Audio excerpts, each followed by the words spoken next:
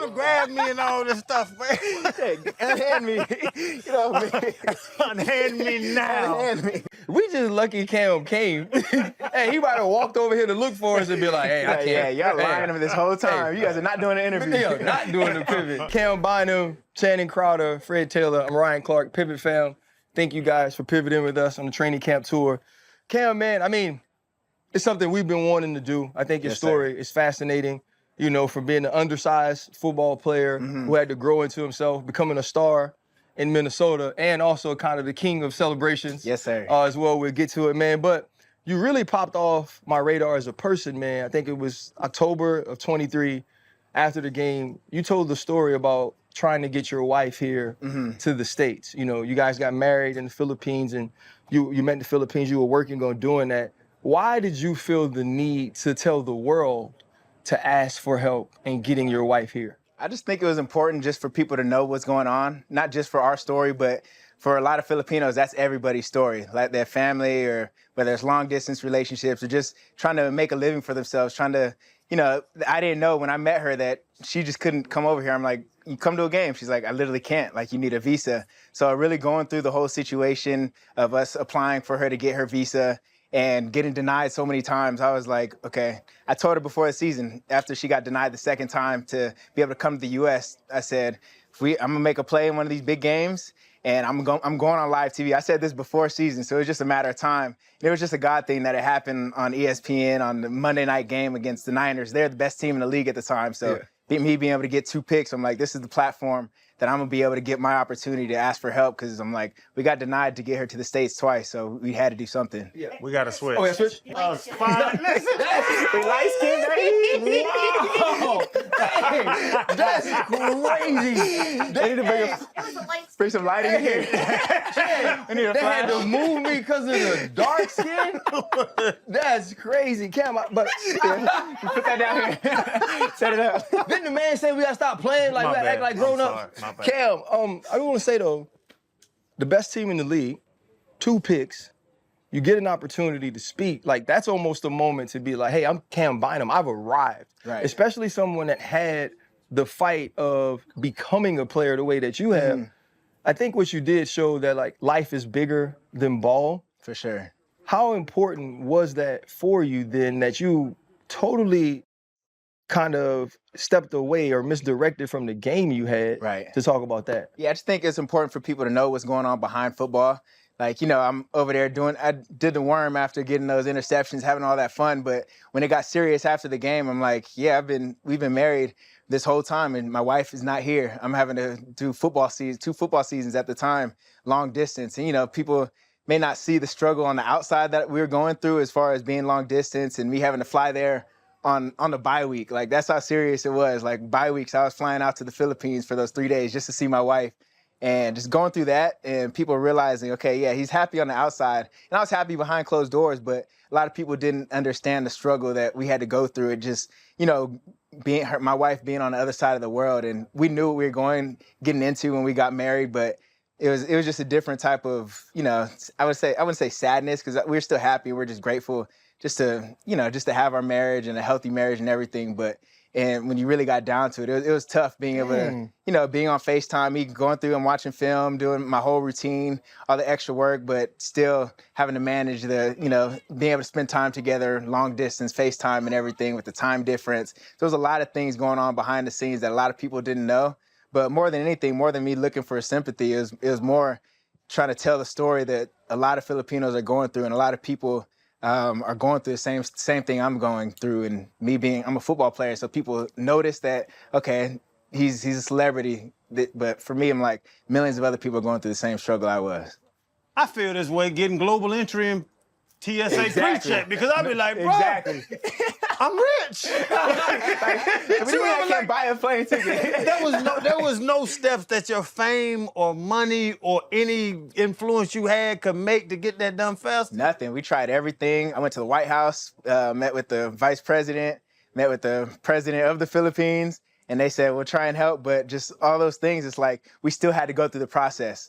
One thing about it, they're like, the reality of it, so many people are going through it, so it's like, okay, you're an NFL player. What does that matter? Let's see her application. Let's see the application. And it ended up, at the end of it, once it did go global, then we had a lot more help once it did happen after that game, but we still had to do another application. She still had to go in person, do another interview. So I'm like, yeah, everybody knows about it, but we still had to follow through with the process. So it was also cool the way that we didn't have, it was humbling that we didn't have just special treatment, being able to, just skip the line and just get our visa, especially me knowing that a lot of people are going through the same struggle. Let's pivot for a minute and talk about the switch, man. You're in Indy now from Minnesota. Yes, sir. The switch from 24 to 0. Yep. Second time this training camp tour, we have somebody switch from their jersey number to 0. Gibbs, Jameer just changed to 0 too. How has it been, since the switch, and why 0? It's been good. I'll start with the switch. Just moving to a different place. A lot of new things in my life. Just had a baby. Really being able to, have a fresh start. So everything feels new, which feels refreshing for me. 4 great, amazing years in Minnesota, being able to, start my career there, just have so many good memories going through it. But for me right now, I'm like, this is cool having a fresh start, being able to come in and be expected to be a leader and called to a higher standard, being a leader on a new team. So I've been enjoying it. Then switching to 0 was really, I try and make up a cool story, but reality, this is the best number that we could find. I got number 27 at first. But then I begged, and then they said we can go single digits, because normally the Colts don't do single digits. Stephon Gilmore was the only defensive player in the Colts history to get a single digit, so we begged, and then me and Mooney Ward were able to get single digits. So this is the best. I'll be real, this is the best number, but right now I'm gonna make up a good story though. It's good when the 2 best free agent DBs though both want single digits. Exactly. Talk about the transition now. You played, in my opinion, with the Hall of Famer in Harrison Smith. I believe he's one of the best safeties of this era. Just extremely instinctive playmaker, great tackler. You got to learn with him, Brian Flores. Yeah. Now you're going to be expected to bring some of those things you learned throughout your 4 years in Minnesota after being drafted to the Indianapolis Colts. Right. And you bring over Mooney Ward as well, because that was a position in the secondary that they wanted to bolster. What are you expecting from yourself now that you've become a leader in Indy? I think the biggest thing I learned in Minnesota is just being a smart football player. And that's the number one thing I want to bring here to Indy, being a leader on this defensive football IQ. I don't think there's so many different disguises we can do, so many different coverages. I can go up to my coach and say, let's put this in. But for me, it's like, nah, I just want to be able to instill the fact that we need to come out here and we got to play smart. I'm talking like splits, down the distance, all the little, like the game within the game. That's what I want to be able to bring my knowledge to be a leader and be like, okay, guys, this is what we need to be thinking about and communicating every single play. And that's something I learned in Minnesota with Harry. It was like every single thing, he had a reason why he did every single thing. You watch the tape and it seems like he's just freelancing out there, but there's a rhyme and a reason. So coming here as a leader, I want to be able to learn the defense well enough to where I can, understand how much freedom I have within my job, and then empower everybody else on the whole defense to be able to think the same way, where we can all look like we're freelancing, but we're just playing together and playing fast, where we're seeing one thing, we're all seeing the same thing, we're able to play fast. And I think as a safety, that's something I got to bring, and that's the standard that I have to bring as a safety, being, the smartest on the field, the guy that's communicating the most. Technique, everything has to be on point, especially me being a free agent coming in here. I want to be able to set the standard by example first, and then be able to bring that. Now everybody's playing up to a higher standard. How good of a player do you have to be to do all the dances you do and people not think it's too much? Because I was so scared to get beat that I was like, man, I can't work on these dances through the week, right? And talk about it's Parent Trap, it's white girls, like it's all these different things. Like, when did you start to feel comfortable enough to say, hey, Josh, like, Metellus, during the week, we gonna work on these dances because I know we gonna make a play and it's gonna be okay if we do that? I've been doing this stuff since high school, clowning, because my high school, I was in California, so that's big time high school ball. So we were on TV, so I'm always finding the recording button on the camera that's recording, so I'd always do goofy stuff in the camera. But so since then, it was always on my mind to be able to have fun out there. So when we got to the league and, we started making plays, we're like, we work way too hard to not be able to celebrate and have fun like the offense has fun. Our whole mindset is like, okay, we're going to earn our right to have fun. If the offense can score or do a dance, I'm like, why can't the defense? It's way harder to get a turnover on defense than it is to score a touchdown on offense. There's, 5-6 touchdowns on average every single game, and especially now with the offenses being so high-powered. So on defense, our mindset is if we made a play, I don't care.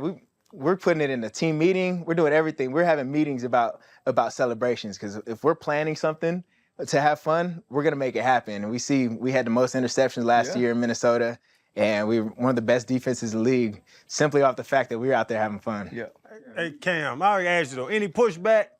Because, you know, like that, you 20, I think you right in the middle because we're 40. You got these little 20-year-olds you playing with now. Right. But you being 27, I think you're in the middle of that old school football, but you a monster now. You be out there knocking bitches out. Knock somebody out. But you play in personal brand and everybody knows you. Is there any pushback was there any pushback in Minnesota? Now with the coach, we're like, Cam, you gotta chill out. Never. The one thing our coach told us, B-Flow, he always told us, like, he's chewed us out more for not celebrating more than us doing too many celebrations. Wow. It got to that point of that's our standard. Because we're having fun, we're making plays, and if we're making plays, you guys earn the right to celebrate. So even when we got here, our coaches said in the first team meeting, every Friday we're gonna have a celebration rehearsal. And that's just off of, like I said, I keep saying standard, the word standard, like we have to expect to take the ball away. And when we can, we've earned our right to do that. And if we're not getting turnovers, then we're not gonna be able to do any celebrations. So it was a two-way street for me. I'm like, the fans will push back. If you have a bad week, they'll be like, oh, where are the celebrations at this week? Next week we come back with 2 interceptions. It's like, all right, here it is. Is there any rules to that? What can you celebrate? I'm about to say intercept. You down by 21, but you get a pick. It was last year. We called it a thirsty celebration if it was a fumble recovery, and we got him like this really didn't take any skill. So I'm like, I just picked the ball up. I just jumped on the ball and got the ball, and I went and did a celebration with viral for it. I'm like, that was thirsty, but I'm like, we got the ball back. I don't care how you get it. So stuff like tackles and stuff, I'm like, yeah, y'all can have that. But anytime we get the ball or we get to rest after, we can go crazy on the celebration because we know we're off the field. So third down stop, we might progress to that. third down stop. We're doing a celebration. That's I'm gonna a big play. do a backflip after a third down stop. So you was talking about, getting everybody together and leading, spoken like a real choreographer. Like what's the process in recruiting the guys? Or is like everybody free game? Or even sometimes do they come up to you like, yo, what you got? It took time. The first part of the year, until I did my Usher celebration, and that went viral. Once everything started going viral, they're like, okay, what are we gonna do? My boy Josh Metellus, he's always been on board, like since day one. Great player too. So the fact that we were together, like watching film, calling out, okay, this is my interception for the week. This is my interception for the week. We had that mindset to where, okay, now everybody's jumping on board. Okay, what are we gonna do with the whole team? What are we gonna do? Just DBs. If these 4 guys get it, what are we gonna do? So we always had like a plan. And everybody, I literally think it brought the team together. And I think that's why we were so good on defense, because we were, one, expecting to make plays, but also just the time that we were spending together to learn the defense, but also be able to learn, as simple as it is, learning dances and everything. Like, it's goofy. It sounds crazy. Lunch away from the stadium? Nah, we do it just group chat, send a video, and then we practice for like 10 minutes on the Saturday right before the game. The day before the game, and it was quick. It's like we put in a defense at halftime. We're expected to learn a defense at halftime if we have to make adjustments. So for us to learn a dance, everybody thinks we're taking hours a week. Right. I'm like, this is 10 minutes. Send it in a group chat a few days earlier, watch it a few times, just like when we were installing a defense. Yeah. You watch it on film one time, you got to be able to run it. So same thing for us. Like RC was talking about the transition, right? With everything that was going on with your wife, having a new baby, the new deal, having to relocate to a new city, new team, meet a lot of new people, have you had time just for yourself? I'll say yes, sir. I think my time overseas. Yes, sir. Now you acting like them. Yeah, well, when he said 40, I looked at him because I was like, whoa. God damn, Cam. That sounded way too big. I don't even know where that came from. I don't even know where that came from. When you said we're 40, and like, I was like, who? Look how he's sitting, like he got gout over there. What? No, I don't know where that came from. Cam, literally, I don't know why I say yes, sir. This dude's changed so much, Cam. Bro, he used to be because I'm trim and slim like he used to be the coolest, Cam. Now every time you try to eat something, he's like, you gonna eat that Dairy Queen? Yes. You gonna eat that poison? I'm the same way. You gonna poison yourself like that? You hate your body? Okay, bad. Yeah, he hates his body. Yeah, you hate your body. He hates his body. But no, I think just the time to myself, I think is family. For me, I don't like crave time alone specifically. For me, it's serving, and it's me when I'm overseas in the off season. When living in the Philippines, that's really all the time that I need to step back and like decompress from everything. Because when I'm over there, it's like I feel like so much more purpose than just myself. To where I'm here, everything's about me. Like my wife's coming to practice for training camp. I get home, spend time, but I'm right back in the film room. Like all that is me time, and I enjoy that. So it's not like I'm not decompressing, but this whole half of the year in season is so much. Everything's literally revolving around me, to the point where when I'm in the off season, I'm just in full serving mode. So I think that's the time of like, you know, when I signed with the Colts, I was in the Philippines, or not when I signed, but during free agency, I was out there. So it was like, okay, it's cool to be able to have that moment. Like, you know, I changed my life, whatever. But for me, it was like, okay, now I'm somewhere else, being able to enjoy this moment with my family, with my friends, and everybody out there. So I think being not in the U.S. around football has been like, that's my time to decompress and really have the time to be a real person. Bro, I ain't never been to the Philippines, but we travel abroad, different places. My wife's Cuban and going to them different places. Does that make you look at like the world different? Because when I started traveling, being from Atlanta, living in Miami, and now going abroad made me look at the world totally different. For sure, that changed my perspective on everything. Really, just put real problems or real life into perspective. Like, because I never really traveled until I got to the league. Like my first thing I did, my first off season, me and my mom, we went just to the top of Europe, and we just went on the map. And we're like, all right, we're gonna hit this country. We hit 9 countries in one off season. So that started just my whole standard of, you know, changing my life, being able to see things.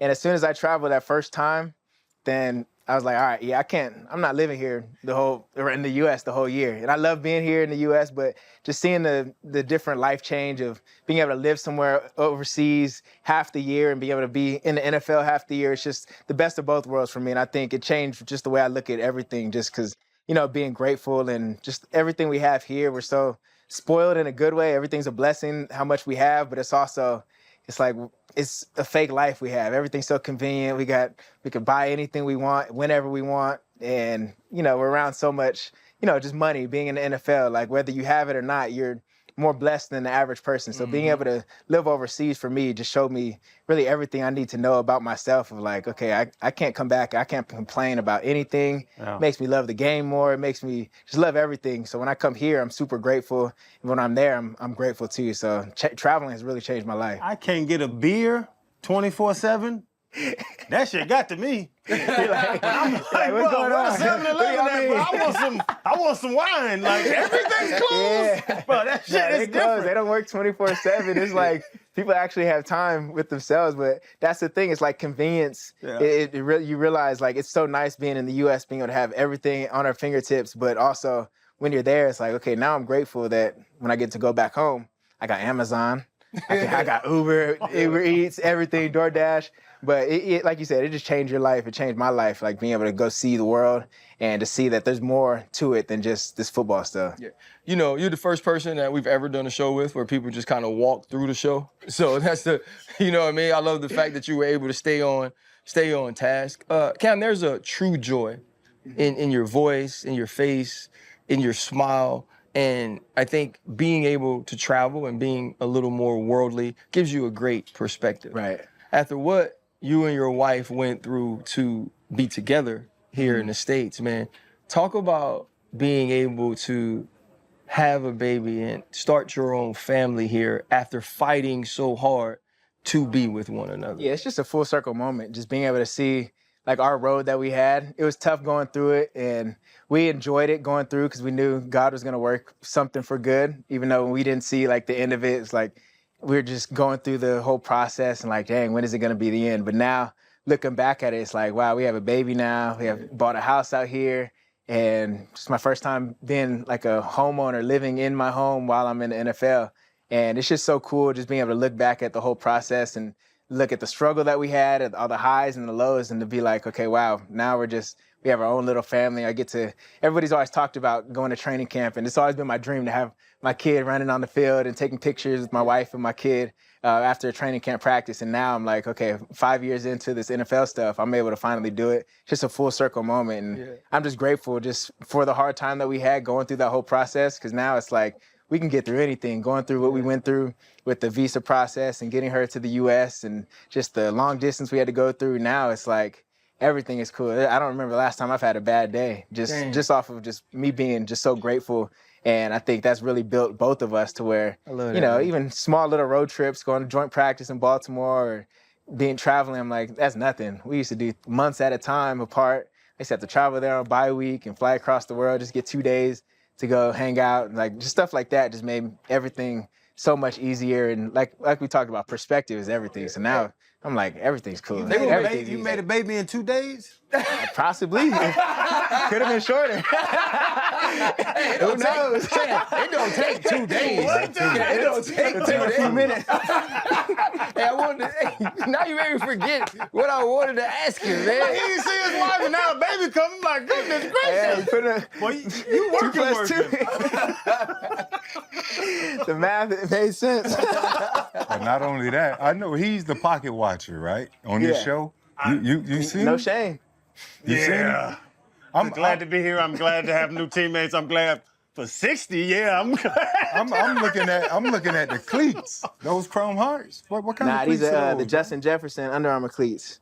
I So I got see them for like free. some stones I'm and still some cheap at the end of the diamonds. day, but Jets he put some diamonds on to where they look like designer, but That's they're what Under Armour. when you They're have smooth. about 400 tackle, eight picks. That's what it do for you, huh? That's what he did. I finally got signed to Under Armour, so I'm like, free stuff now. Hey, free We stuff. good. So are you? I ain't gotta pay. What's your game like? RC's known more of a hitter, the guy who rewrote the NFL rules. Right. Right. In some ways. He's knocked Yeah, a it's all lot your of people fault. out. Yeah. It's all your fault. And that's why I said it was time for me to go. Right. I ruined the game. I'm Ruined the gonna game, roll got out. out of there. Yeah. Right. You great hand, Does it all. hand skills, cover guy. You can obviously tackle well. What's your game though? Like what's your greatest attributes though, I guess, as a safety? I say I'm a technician. I think everything that because I played corner my whole life until I got to the NFL. So they called me when they were drafting me, said, we're going to turn you into a safety. I've never played a snap of safety in a game, ever. Wow. But my biggest thing at corner, coming from how I grew up, slower than everybody, smaller than everybody, I found a coach, Coach Anthony Brown, that still trains me to this day. He said, I don't care how slow you are. I don't care if you're not athletic. We're going to turn you into a technician. You're going to learn how to stay square. You're going to have good eye discipline. You're going to be able to stay in your weave, like little certain things like that. You're not going to open up and run because that's what the fast guy wants you to do, that you're going against. So that was my foundation. So now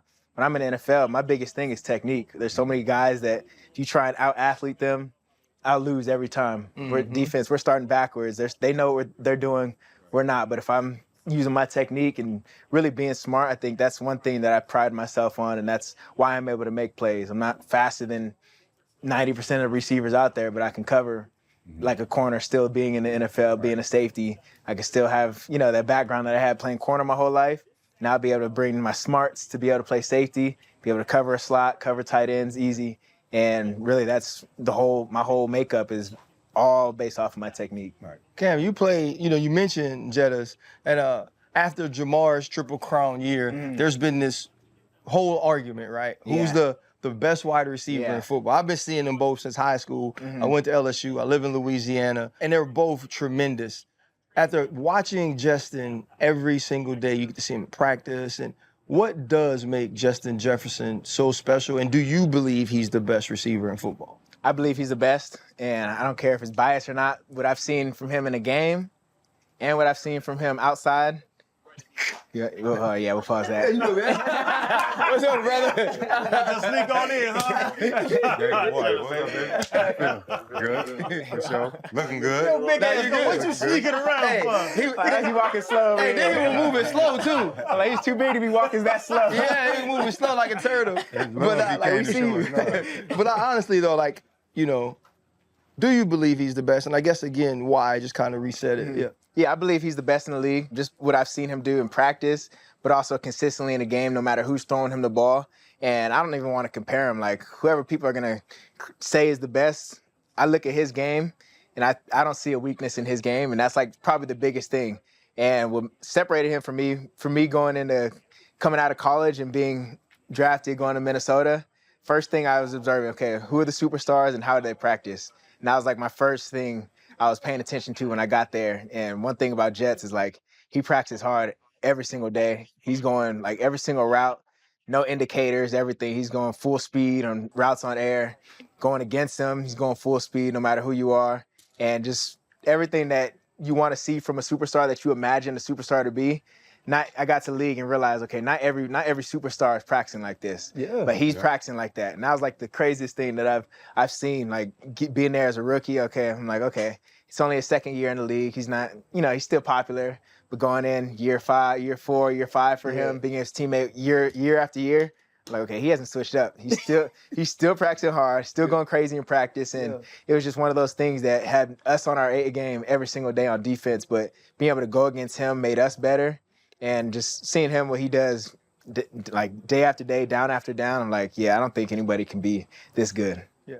With the way you work, and reading your story and just also knowing that you weren't a big kid growing up, right? You've already talked about, okay, if I'm not as athletic, I had to learn to do these different things.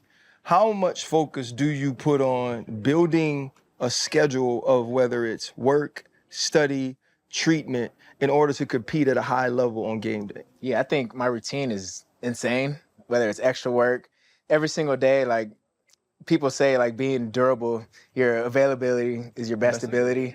And that's one thing that I've been able to do my whole career. I've been able to stay healthy, thank God, but it's all based off my routine. I'm doing extra work after practice to the point where practice isn't the hardest thing I'm doing every single day. But every single day I'm touching the field, I'm getting my body worked on. So there's never a day that I'm working this much and doing all this extra work, all the extra lifts and everything, that I'm not working on my body after practice, because I'm like, okay, if I want to be able to last 17 games like I have been, plus playoffs, like I got to take care of that myself. So for me, my routine really makes me comfortable going into game day to be elite. And I think if I'm not perfect with my routine, I won't feel comfortable going into the game. So I feel like every single thing that I do throughout the week, all the extra work every single day after practice, I'm gone till about 9 p.m. every single day. And like me. I hate it for my wife, but she understands the game and she understands, okay, these 17 weeks, this is his schedule that he needs to focus on to be able to feed the family. And thankfully I come home and there's food on the table for me, dinner and everything, to where she's a good teammate with that. So I don't feel bad putting in an extra hour of work after practice, plus body work, plus coming home, saying hi and getting in the film and getting in the playbook. So all those things add up to me feeling complete by game day. Hey, Chan, you be like, you remember Babe, though? Used to be, I only saw you 2 days a year. Yeah. Now, I get to see you. Put that work in. You done watching film? Rushing you off the iPad. You better hurry up. Yeah, he one of the few guys that can be like, babe, but look how much time we get compared to what we used to have. Right. Bro, do you ever play angry? Because you're so happy, like you dance, you're so upbeat, Right. and every time I've seen you, at any moment, any meeting, you're always smiling. I'm having fun. Do you ever play, and he played angry. Yeah, you played angry. Do you ever play angry? Like, has anybody ever got to you? I'm not like that. It's like, for me, being perfect, I get so much satisfaction out of having like a clean rep, to where I'm like, no matter who's talking crazy, I'm like, I just want to be clean. I want to make plays to the point where I'm like, I'm having fun. Like, each play I win is like me smacking somebody or like something like that. So I feel like me being all hyped, I try to, turn up music and headphones before the game. I'm like, that's not me. I be listening to Brian McKnight before games, be chilling. I be vibing like to the point where like I just don't play angry. But that's not my game, because I want to be able to have fun, be so comfortable out there where I feel like it's practice. If I'm not angry during practice, I'm like, why am I angry in a game? Yeah. It should be the same. My routine is going to be the same. My mindset is going to be the same. So for me, I'm out there having fun. Like, game days are my reward for the week. Like, I'm so serious and so locked in during the week to where, I walk around, like, people in the facility might see me. Yeah, I'm smiling and everything, but I'm like so focused. Yeah. But game day, I'm like a little kid in a candy store running around, having fun, turning up the crowd. Like, that's me earning my right to have fun on the field. No one's ever challenged that, Cam? Like, no one's ever been like, hey, man, like, lock in, or hey, it's game day. Like, they see my focus. So it's like, they see during the week, like, how much time I put in and how much work, to where there's never a question that, okay, I'll never be not prepared for game day. So It's like, and people know, like, I'm just a happy, chilling. I'm chill. So it's like, what am I going to crash out for? I'm going to pick the ball off still. You guys broke camp today, officially, right? Yeah. How excited are you to be able to go sleep in your own bed? You got a house already? I got a In the house that's transition? a few minutes from where we do training camp here, so I'm actually mad about camp being done. Now I got to drive 35 minutes to the other facility, but Yeah. but no, it's cool being able to go back home now and finally lock in on my routine and not be at the hotel, so I can finally get my Pilates schedule going, get my extra work, just everything to where being able to have the same schedule the rest of the year. Now I'm able to lock in because the last few weeks being in training camp, you know how busy the schedule is. It's hard to really add anything to the, we're here from morning to nighttime to 8 p.m. So now that I'm able to add what I need to my schedule, now I'm going to feel like, okay, now I can progress even more with my game and, have more time to work on my game. So I'm excited for camp to be over. Cam, come on now. I'm sure you want to progress your game. You've been in camp and at the hotel Oh, Lord. for this long. Talk to me. I know And you going home tonight, and you worried about Pilates? That's a form of Pilates? Couples Pilates. It's in the basement. He gonna get his stretches Pilates in the basement. Oh, okay, yeah. Go get a sibling over there, man. Trust me. I'm married, so I'm comfortable talking about this. We good. You're in a good spot. But no, I go home and relax a little. After the game, save my legs today, but after the game, You sound like the boxers you be talking to. Yeah. They be like, yeah, man, I got my He fight. stopped his style, but what you be doing? save my legs. Hey, I just lay sideways sometimes. I'm old. He's so unserious, dog. He's so unserious. I love it. For you, man, as this is progressing, though, like we all set goals. And I was talking to Zaire earlier, and we were just talking about how your goals evolve, right? When you come in as a 4th-round pick that's being moved to safety, there's a goal of learning the position. Then I want to become a starter. Now I want to become an impact player. Now you get here and you're a leader. What are some of the goals you have set for yourself as you now come to Indianapolis and try to establish yourself here? My biggest goal here, starting off, it's gonna go through waves. My first chunk of time here, biggest goal, get to know the guys. Because I can't do anything else if I'm not close with my teammates, especially me coming in and them looking at me as a leader and me trying to be a leader. My first goal is to get to know everybody on a deeper level than just football. So that happened, OTAs and everything. That's just natural. But now that training camp is coming to an end, becoming a captain and just being somebody where people can look to when we need an answer on the defense, on the team, and not even through football, just with the energy and just keeping everything on point in football. Then on top of that, just being the best in the league. That's one thing that I go through. People would ask me, who's the best in the league? And as a competitor, you're always going to say yourself. But I'm like, I got to have numbers to back it up. I got to be real. So it's for me, I believe I'm the best, one of the best in the league every single year. But it's I got to do more to show it, because I can't go out in public and say that until I'm showing people consistently taking the ball away, making every tackle, just being one of the best football players, standing out on tape every single week. So for me, it's just being a standout player to the point where I can help my team on and off the field, to where we're winning games because of me, and the way I communicate, we're winning games, the way I lead, the way I practice, where everything is elevating every single thing around me to the point where you see an instant impact of when I got to the Colts, this program changed. Yeah. And I want to be somebody that changed the program based off of, how I treat people first and foremost, but the way they see me work, the way my routine, my, just intentionality, just every little thing that I'm doing. I'm I want to leave an impact bigger than football. I want people being on an interview years later, be like, Cam Bynum, he was one of the best teammates I've had. He's one of the hardest workers. He helped me out. He spoke life to me, and he elevated the team. And that's my biggest goal moving forward, going through this whole time in Indianapolis. Speaking of teammates, AR came into the interview and our sit down. You have an opportunity, obviously, Anthony Richardson, Daniel Jones. How have you seen them progress through camp? And is there anything you can do from your point of view to try to help those guys as they move through?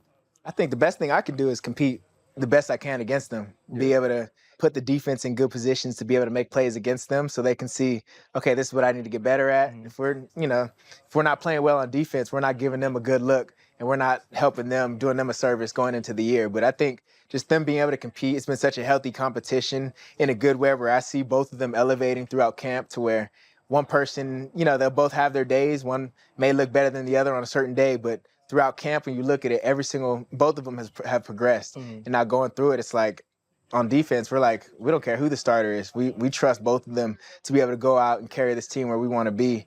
And we know, the course of football, you never know who's going to be in the game. So you trust whoever's there at quarterback, but we're doing our job on defense to be able to go and compete against them and give them the toughest looks they can get every single day. They say Lou ain't messing around. He's not playing at all. That's my guy. It's cool. I love Lou first and foremost because he's coaching everybody.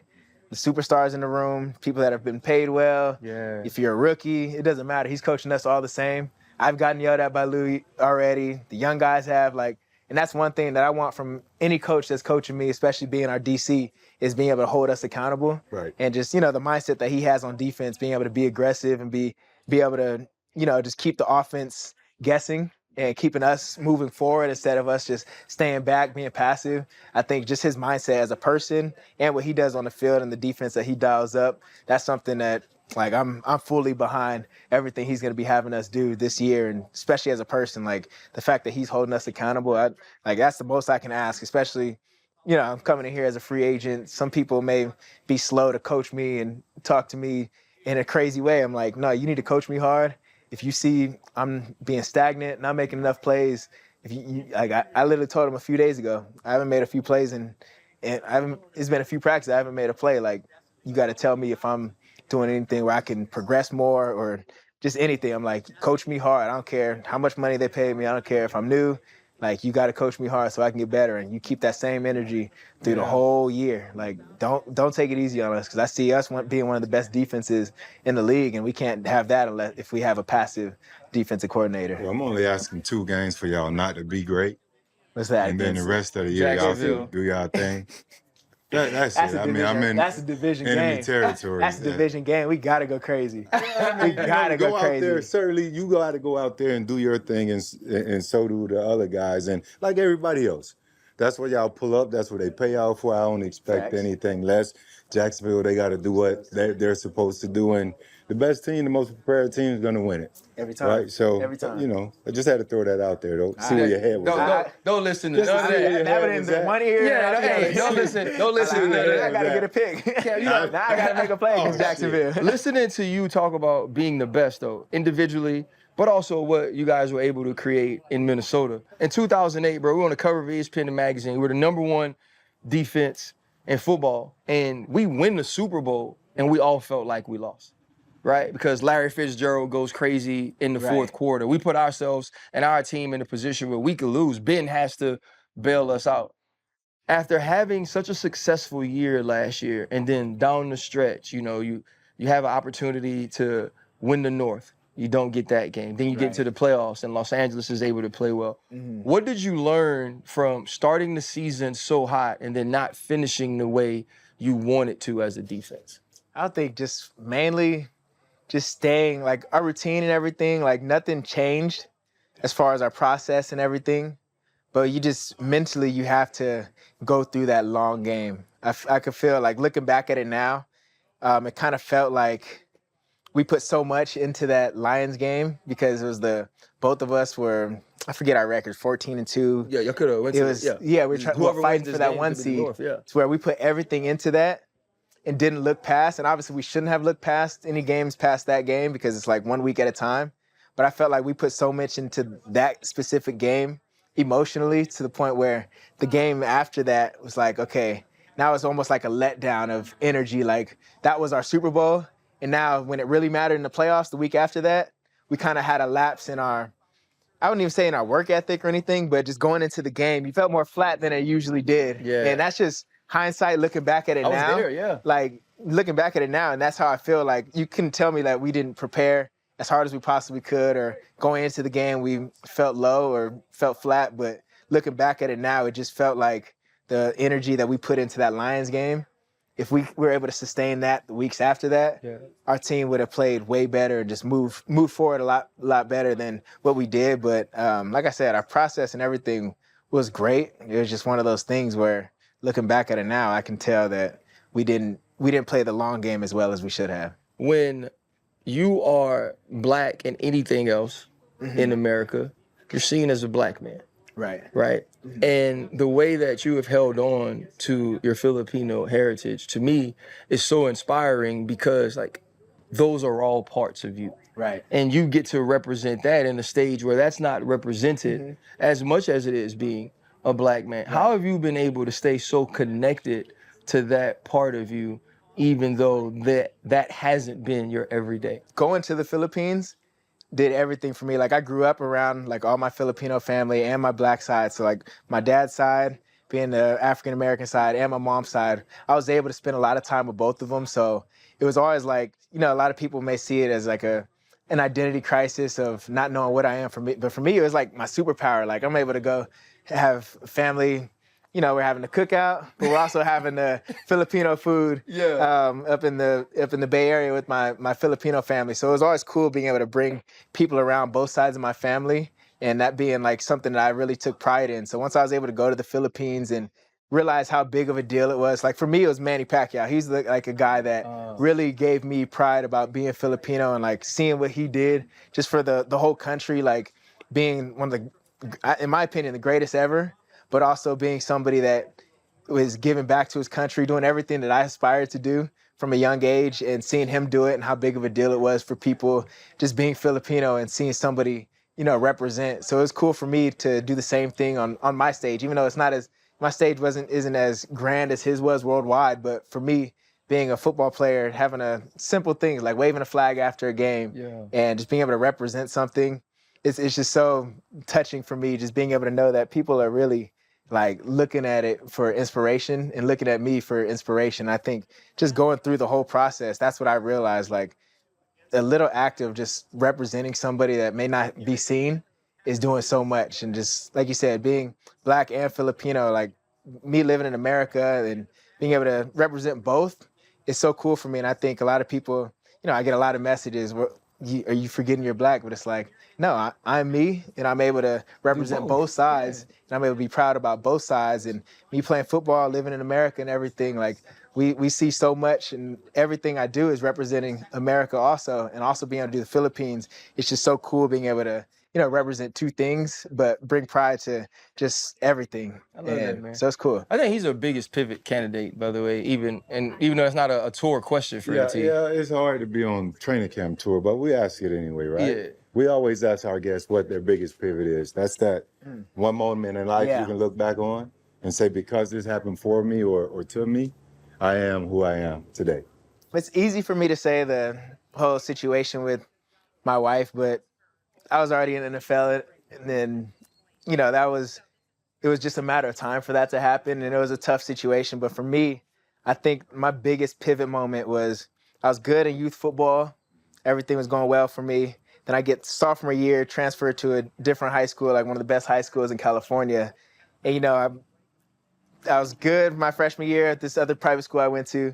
Then I get to this school, and I'm fifth string on JV sophomore season. And what school is it? Corona Centennial. Oh, wow. So we were playing Mater Dei, Bosco, all those boys. So I was fifth string on JV my sophomore year. You know, all my friends are getting college scholarships sophomore year, and I'm sitting the bench, not even playing in JV games. Wow. And I think the biggest pivot moment was for me when I met the coach I mentioned, Anthony Brown. Right. He came up to me. He was my 7-on-7 coach with Ground Zero 7-on-7. And I got beat, I'll tell you, in one tournament, like 5 touchdowns in one game. Damn. He went up to my dad. I need to see your son at 5 a.m. tomorrow morning. I see something in him. I think I can get him to college. Mm-hmm. And that's me being, you know, probably like 5'1", 5'2", 90-something pounds in sophomore year. Maybe 100 pounds. Maybe 100. Yeah. I've probably touched 100 pounds. But that was my moment when Coach Brown found me, and I showed up 5 a.m. and his daughter was with him, and she saw me training. She's like, "Dad, this guy's trash." Like, she was keeping it real. And Coach said, as long as he keeps showing up, I'm going to keep showing up. Wow. We go through the whole high school, going from fifth string on JV, and every day, 5 a.m., like, I'm talking 5 days a week, every single day. Before school, I show up, go to practice at school, come back after school, work out with him again, and just time after time, day after day, going in from that into sophomore year, I'm starting varsity, going into junior year. And that was my foundation of becoming a technician, like I mentioned, but just me being able to really just put my mind to something and have no doubt in myself that if I put the work in, like I never had a question, even when I was 5th Street JV, that I'd be sitting in this chair playing for an NFL team, being, you know, in my opinion, one of the best safeties in the league, and just being able to be here. I never had a doubt about that because I knew that I'm willing to put the work in. Right. And for me, that was my pivot moment when Coach talked to my dad, and I hated I was mad at my dad, like, dang, I hate Coach. Like, why would you say yes to this? But for me, I was like, that was the best decision that he made me do, but also me saying yes to the grind also. And like I said, we went every single day for years and even training with him to this day. And that's been the biggest moment of my life that brought me to this point, built my foundation. Man, this is something I really wanted to do, man. Thank you so much for your time, especially in this setting. Yeah. I know it's difficult, man. That was just... It's an honor. Engaging to listen to, though, man. But, like, you are impossible to not cheer for. Man, I wish you the best. Do your thing. Thank you, guys. Even against them and Pittsburgh. I ain't tripping. Always do his thing. Appreciate you. Everybody that. I want you to do your thing. Nah, that was good, man. Thank you so much, man. I appreciate y'all. Nah, for real. It's an honor. It's crazy. It's a God thing. Like, the fact I was in the Philippines and all my friends were like, hey, you got to reach out to the pivot, try to get on the show. That's like the biggest thing. Literally the day after you hit me up, I'm like, y'all wouldn't believe this. Like, it was crazy. So it was just so cool that I was able to get on with you guys. Only one thing from the show, though. You don't have to call me Mister. I'm just Freddie T. I'm Fred T. Hey, no, I said sir. He said, I didn't say Mister. Mister's a different level. I don't know why I said sir. I was messing with you the whole time. There he is. What up? What up, though? Yeah. Doing research, Wikipedia, lying. Wikipedia say you. They say you 280. That was a long time ago. Man, we gotta get that. Get that corner. Change. Where we at? Right here in the corner, dog. All right. What you was doing at 280? Fighting Willie Colon every day at practice? I was in college then. With free? Yeah, man, that was a while ago. Wow. Now I see all my teammates coaching. I don't know what it's saying about me. Hey, what it said about you is you been playing damn good football for a hell of a long time, big brother. Just trying to get better. And what's crazy is it felt like you have. This is Cam Hayward. Welcome to The Pivot. This is Channing Crowder, Fred Taylor. Never met you before. Nice to meet you, brother. I'm Ryan Clark. Pivot fam, thank you for pivoting with us. Man, first off, getting an opportunity to see your mom has been beautiful, just like a beautiful spirit. And she was saying how much better it is to have the Pro Bowl in Orlando as opposed to Las Vegas. Oh, yeah. She talked about Pro Bowl being in Hawaii, and your father, Ironhead Craig Hayward, he went to the Pro Bowl in 1995. Yeah. Right, and it was obviously in Hawaii in those days. But in watching Hard Knocks, man, and seeing you and your brother's relationship, even though you guys are so far apart in age, how often do you get a chance to truly reflect on the fact that, you know, y'all get to have a rekindled adult relationship at this time of your lives? We're about almost 10 years apart. Mm-hmm. When I was leaving for college, that dude was like in elementary school. Right. So just trying to relearn ourselves. There are things I learned about Connor now. I'm like, that ain't even my little brother no more. That's my teammate. Right. And so, like, understanding that, but like, we play in a city where our dad played college football. And so for me, when I first got here, I was relearning my dad and how he was around the city. Good or bad or indifferent, I got to see my dad. I get to fill Connor in on a lot of that stuff because he was 6 or 7 years old when my dad passed. And so he didn't get to see everything as much as I got to see, but I'm still mad my dad didn't take me to the Pro Bowl that year in Hawaii, because I'm like, every kid wants to go to Hawaii. Right. I get to relearn him and just, you know, he's no longer just my brother, he's my teammate, and he's my friend, and it's really cool to watch him go through this journey and learn so much that I didn't even know at the time. I can't give him all the answers because he needs to experience for himself, but I get to be, you know, someone he can rely on that I always didn't have. Is there some code to it? Because the Watts, Yeah. the Bosas, Yeah. you know, the Haywards. Like, bro, it ain't easy to make it to the league. It ain't. So they had 2 dudes in the league, you know what I'm saying? We know your daddy was a monster, but like, what happened? How would y'all grow up that you could say, you look back like, now I can see how 2 of us could do this? Well, you look back in Georgia, like where we grew up, the Haywards run Gwinnett County in Georgia. And so, you know, whether it was basketball, football, you knew, like, if it was a Hayward walking in, it was the scene. We ran every sport there just because we were in everything. And so everybody always played the hardest versus us. Everybody always wanted to try to be, you know, Craig Hayward's son. But I kind of feel like we created our own legacy because of that. Yeah. My one brother, Corey, he played basketball, monster in basketball, went to Georgia Tech. Yeah. We have an older brother. He doesn't get talked about enough. He's in Jersey. You know, he's a cop right now. But he played football at my dad's old high school. And so, you know, the legacy lives on just besides my dad. Talking about legacy, I'll go ahead and play into these guys' joke. Your dad's last year was my rookie year. Think about that, Cam. Cam, think about how old Fred gotta be. Hey, yo. Oh, shoot, Fred. See, I'm going to play into it because I'm a team player, right? But no, I did admire your dad's running style and all that he did. What's your fondest memory of your father? Whether it's on the field, off the field, in the house, you know, something that we wouldn't have got an opportunity to see. I got two memories. I think my favorite memory, we were down in Atlanta, and like after every game at home, he would come take me from the stands, put me on his shoulders, take me in the locker room. I tried to beat up Jamal Anderson, trying to just, you know, I was overly grown then, so like, I'm like 8 years old picking on like, you know, NFL running backs back then. But I think my favorite memory, and I'm gonna do this to my kids one day, I was getting some award at school and like was like an assembly. And I think I was just like a participation trophy. And they called my dad, they didn't tell me. He showed up in an all gold suit and embarrassed the hell out of me. You know, and I felt so awkward at that moment, like, bro, like, man, why you had to do that in front of everybody? And like when we used to go to school, he was always that one car, had the music playing, rap music. Yeah. I used to be embarrassed. But like, I'm gonna do that to my kids now too. I'm gonna make sure they know I'm a little bit crazy, just so they know they can't act out of line. But those were the fun memories, not just, you know, my dad being a football player. Cam, now first off, I have to show that I'm crazy so that my kids are aware that there could be imminent danger. Yes. You ain't gotta show it. No, you do. No, you do. no, Cam, when you walked through the door, imminent danger went off in my head. You know what I'm saying? I thought to myself, wait, I could be in trouble. You know, like I remember, man, your rookie year, bro, like you were the chronic to the whistle guy. Yes. Right? Every snap. And they would try to jump you, you'd fight, you'd line right back up and be ready to go. Like you were the rookie that I watched progress through the season. And it's like, okay, this is every reason why they drafted him.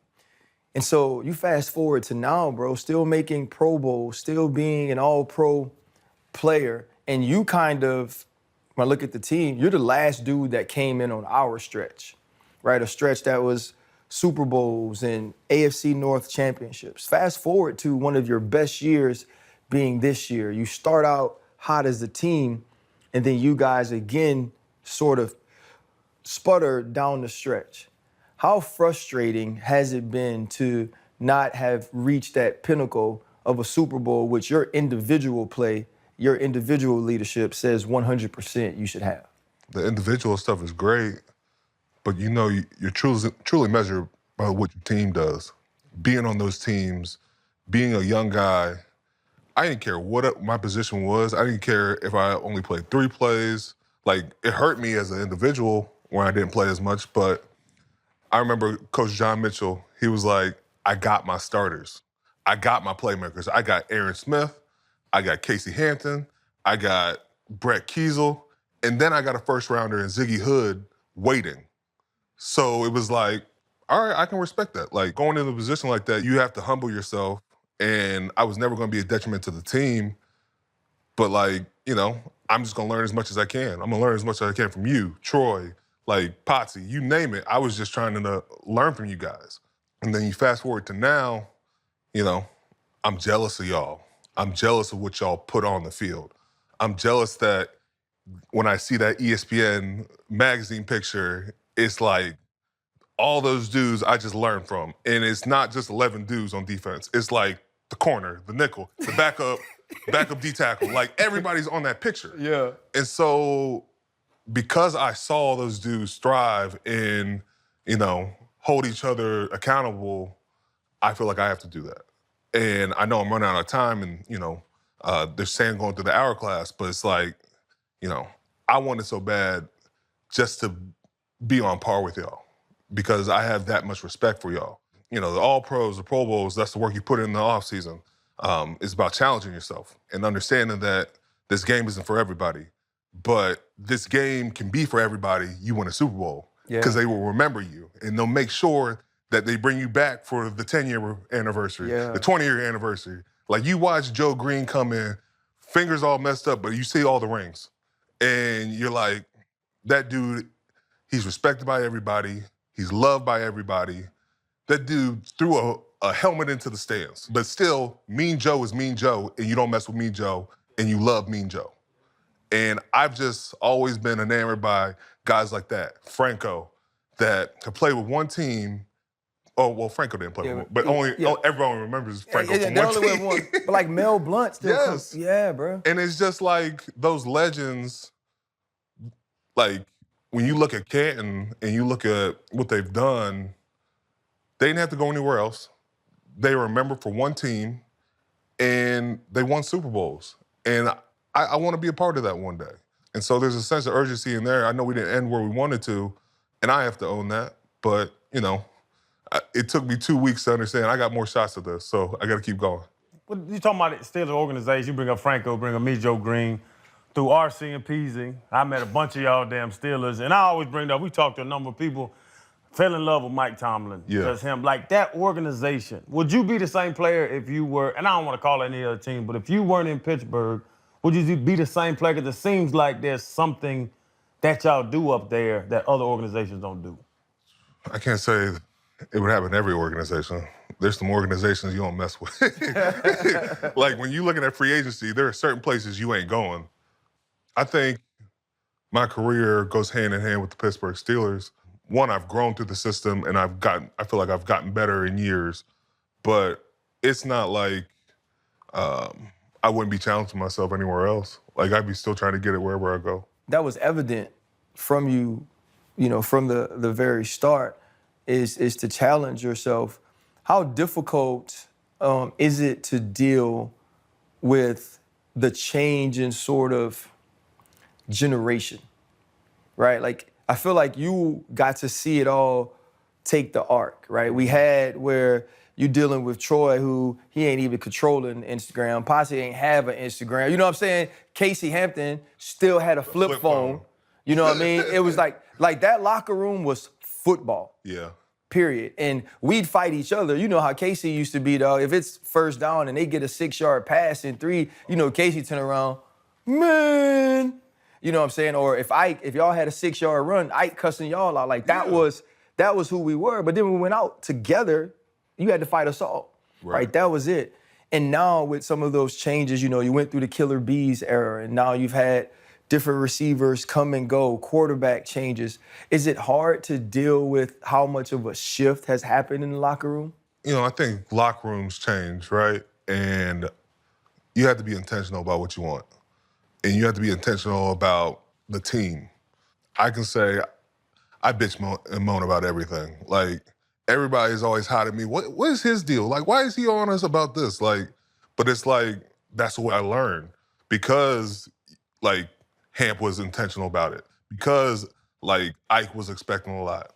As much as I'm gonna expect out of them, they're gonna expect out of me. So I don't have any problem being the loudest one in the room, declaring we need this, because they're gonna expect that from me. But I think crazy is crazy. Like, you gonna find crazy whatever generation you in. Right. Like, Joe Namath would have went crazy in the social area. Like, you name it. There's guys in every generation that have, their brand that they want and what they want to strive for.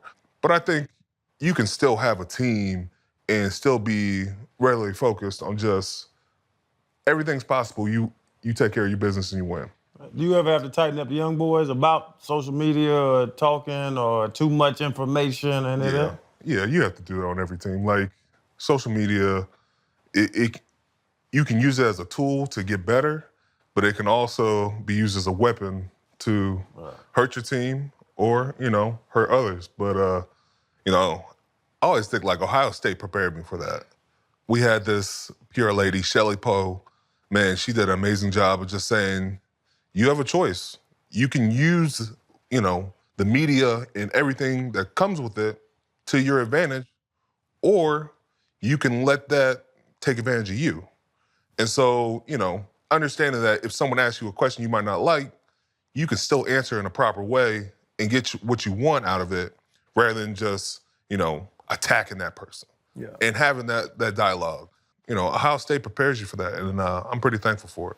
I used to call myself a stealer killer once upon a time, right? I know it ages me again.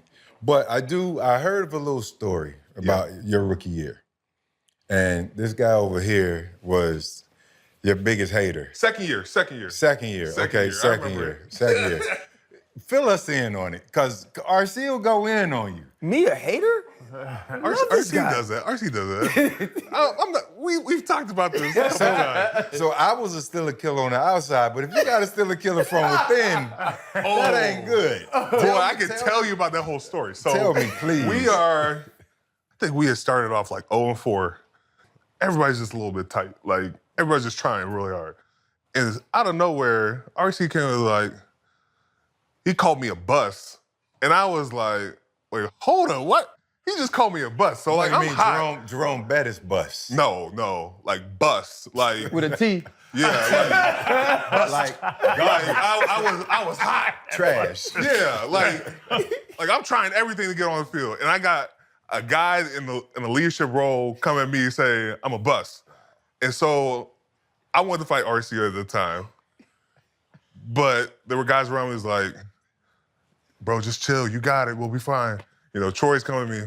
Hey, man, just let it go. RC just says whatever he wants. he like, whatever. But the funny thing about that, I think we was 0-3 at the time, and we was going to London. I didn't play that much. Right. We got on the plane. Everybody's dead silent. It was a long flight home. Troy and RC goes, bro, why aren't you starting? I'm like, bro, I've been trying to start this whole time. So, it's funny how it came back like that, but I started starting after that game. Because that's when Adrian Peterson rolled off on me. Bro. And I was like, hey, he rolled off on you. Somebody got to help me. Everybody had ankles on AP, right? And I'm watching it, and you just see AP keep going past, and everybody's like at the tail end. That was the last time we went to London. I was so mad we left on like a Thursday night. Yep. And we arrived Friday morning. And so we practiced right then. Coaches sleep on the field. Players sleep on the field during stretch. Yeah. Dickie fell asleep with the clicker. With the clicker in his hand. He was fast forwarding. And he went through the entire game film in like 10 minutes. And nobody stopped him the entire time.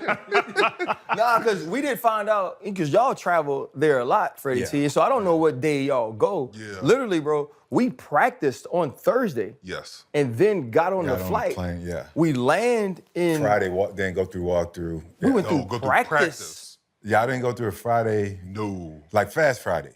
What's a Fast Friday? Fast Friday was...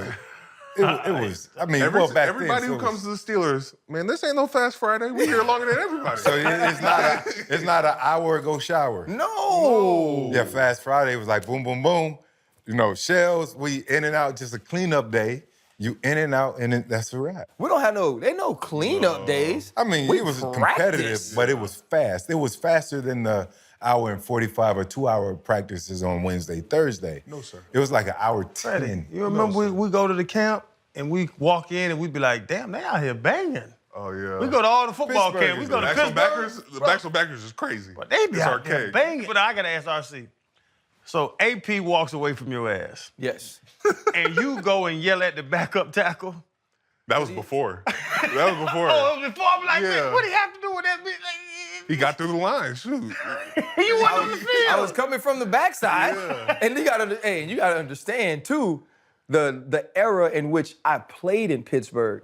Like, people wasn't just getting through the second level. Like, that just wasn't, like when Freddie T came and did what Freddie T did, the reason it was special was because it didn't happen. Yeah. You know what I mean? Like, when we go get Cam, bro, like we on the back end of like 5 out of 8 years of being the #1 defense in the league. You know what I'm saying? We go to 2 Super Bowls because of that when I'm there. They went to 1 before. And so what was going on with us, and this is the time, like, I'm the captain. You know what I mean? I worked my whole life to be the captain of something. You know what I mean? And like, we 0-4. And so it just was a lot. And I just remember Mike T calling me to the little small dungeon cubby hole he got, you know, and just talking to him, and he's being like, man, like, you gotta lead. Like, you gotta keep working. You gotta keep going. And I was at a point, it's like, I don't know how in this position, because it was a position we just had never been in. And we fought our way out of it. We ended up 8-8, but we learned a lot. He challenged you in that sense. Yeah. How did you respond to it? Took it on the chin, kept it moving. Like, I was pissed about it, but, you know, my brother can say whatever he wants. It's up for me to how I respond to it and how I deal with it. I just put my head down and kept working, man. Like, people have always counted me out. People have always thought, you know, I'm the 31st pick in the draft, and that's me being like, you know, I understand that's a privileged position, being the first round, but there was D linemen over me, and that just adds more fire to the fuel. Right. And so I remember that. I remember the D linemen were taking over me. I remember, you know, coming out in the draft and, you know, them saying this about me or what I was capable of. You just put that in the back pocket and you say, I'll use that for later. The big thing about it was I didn't talk to people who were never going to matter, though. Right? And not that I didn't have conversations with them, but there is no motivating someone, or there is no tapping in to what makes someone great if there is no greatness there. You know, there's people in the locker room, y'all cool, you dap them up, but you know that guy's never gonna help us. Like, obviously he could, you know, and like, you've grown with Mike T. I was already mid-career with him. You started as the rookie, you've grown into the captain, the leader of the team. How has that relationship with Coach evolved? I think he allows me to be me more because he trusts me. Sometimes my antics might seem a little bit weird, whether it's starting a fight during practice. That's an antic? I thought that was just a routine day. So it's changed, though. Early on, that's just routine, that's just what we do. But I think I've become more calculated when I do it, whether it's challenging another or, you know, making sure practice fits the speed we need. But we have a lot more conversations about what he expects out of me, but what he expects out of the group. And it's more of how can I do that organically and how can I, you know, hold everybody accountable, but still challenge myself in that too. And I talked to Omar Khan about this after I said it.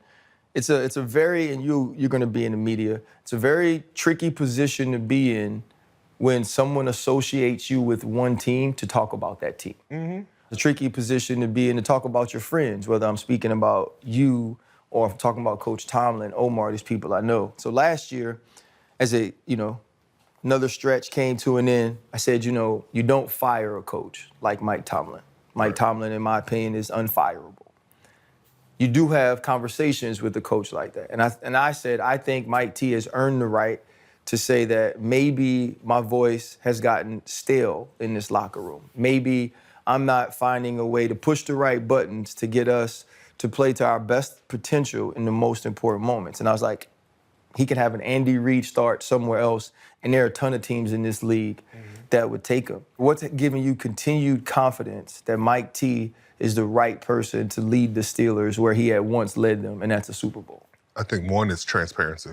From the second I walked in, I never had to question what the message was or what he expected out of me. After the season, I was ready to have my meeting, just like air it all out. And, you know, I'm sick, I'm not feeling good. And he looks at me and goes, man, we gonna talk later. We ain't gonna talk now. Because we just need to give ourselves some space. Because, like, you're in it and, like, it ends so abrupt, it's just, you don't know how to process it. Last year, when I got hurt during the season, I came back, you know, it was a long season. I'm talking about retirement. I'm just, like, there was just a bunch of things on my mind. I got in the meeting And this dude had a whole plan of how the meeting was gonna go. Because he's asked me about how I'm thinking, I'm saying I'm coming back. We leave the meeting, he brings me into the scouting room. And he's talking to one of our guys, Tosin. He's our scout, one of our scouts. And he's got a list of everybody at my position, their age, what they've accomplished, and he's like, I'm just gonna hand this out for you. And so we start watching film. And I'm like, this dude had a plan. And he finds ways to motivate guys in and out at every season because, no season's the same. Mm-hmm. And so I think that's what makes him so much better than every coach. He knows how to motivate players in and out, and it doesn't have to be some great big mantra speech. He can get it down to just an individual basis where it's like, you've done this, let's see if you can hit this again. He'll talk about, in 2017, man, you was a monster. I don't think you can get back to that. Right. And so I'm like, man, fuck that. I'm not letting you do this to me. I'm not letting you put me into the, I know my 18, 19, 20, and 21 weren't that bad. And so I'm like, if you have a good game, yeah, I got something for the scout that keeps talking that mess. I got something left in the tank to keep showing y'all. And so there's stuff like that that other players get to see, but it's all in different ways. It makes for great players just challenging each other. Well, what's going to make that decision? Because we talk about it, and we watch you dominate games still. Mm-hmm. And we be laughing like, damn, Cam old ass, still out there whooping the boys' ass. They're really taking over, possessions. Right. When, what's going to be, because like you say, Tomlin encourages, or whatever he does, he's super smart. I love Mike Tomlin. And he tries you almost. He totally tries you. Watch this, yeah. Yeah. But what's gonna make you say, man, I'm not, do you have to see yourself not dominate possessions anymore? This is the first year, Mike T was just talking, I was getting held out of practice. I had never been held out of practice. But we came up with a plan to be ready for the season. He had me in the pool and he was calling me the swim captain all year long. And so, that became a thing. But, when we got to Sunday, we was kicking ass. Mm-hmm. And so I had to grow from that because I love practice. I don't like being taken out of practice. There were sometimes I'd be like, Mike T, I need this practice because I like to feel like I've gone through it through the week and I'm prepared. But whether it's, making sure my walkthrough is a little bit longer, I get out there early, take a couple more reps. I'm doing things outside of it, but when I can't do that and I can't play how I want to play, then I can call it a career. Cam, since we're talking about age, man, take us back. We've talked a lot about football. 2006, you win Georgia 6A, 5A, Defensive Player of the Year. Yeah. 21 days after you celebrate your birthday, you lose your father. How must a teenager, take us back to during that time? I can't even comprehend losing my dad and my dad at a very young age. Yeah. How tough was that for you?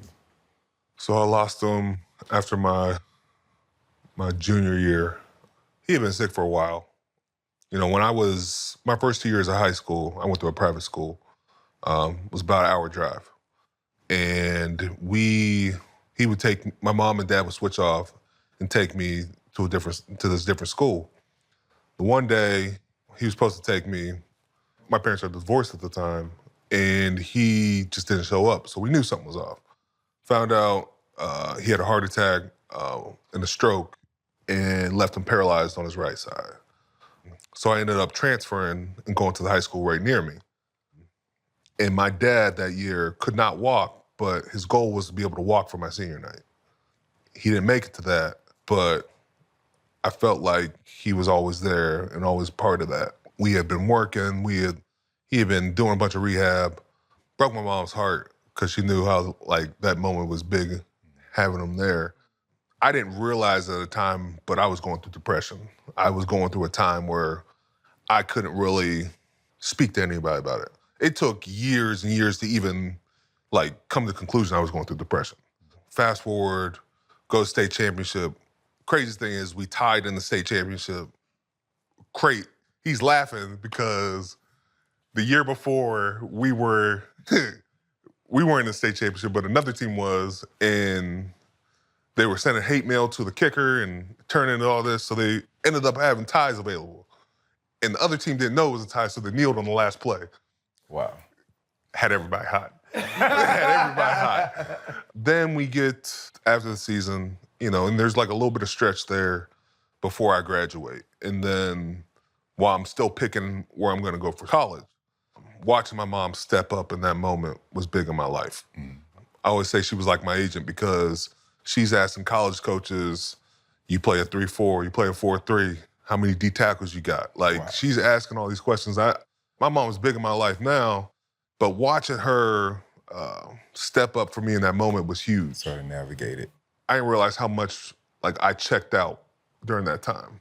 I wasn't answering my phone. I was sleeping a lot. I was quiet. It took going to college, me and my wife on the first day, and not knowing it, but sharing her my story to kind of break me out of that. You know, my roommates used to say, damn, Cam's always sleeping in his room. But I was going through depression.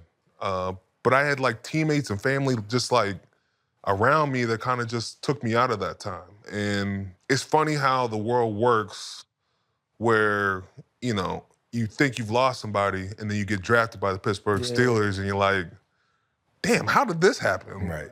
I get drafted and I got all my family back in Atlanta and I have everybody from Pittsburgh coming down. We didn't even think I was gonna get drafted by Pittsburgh. That wasn't even an option.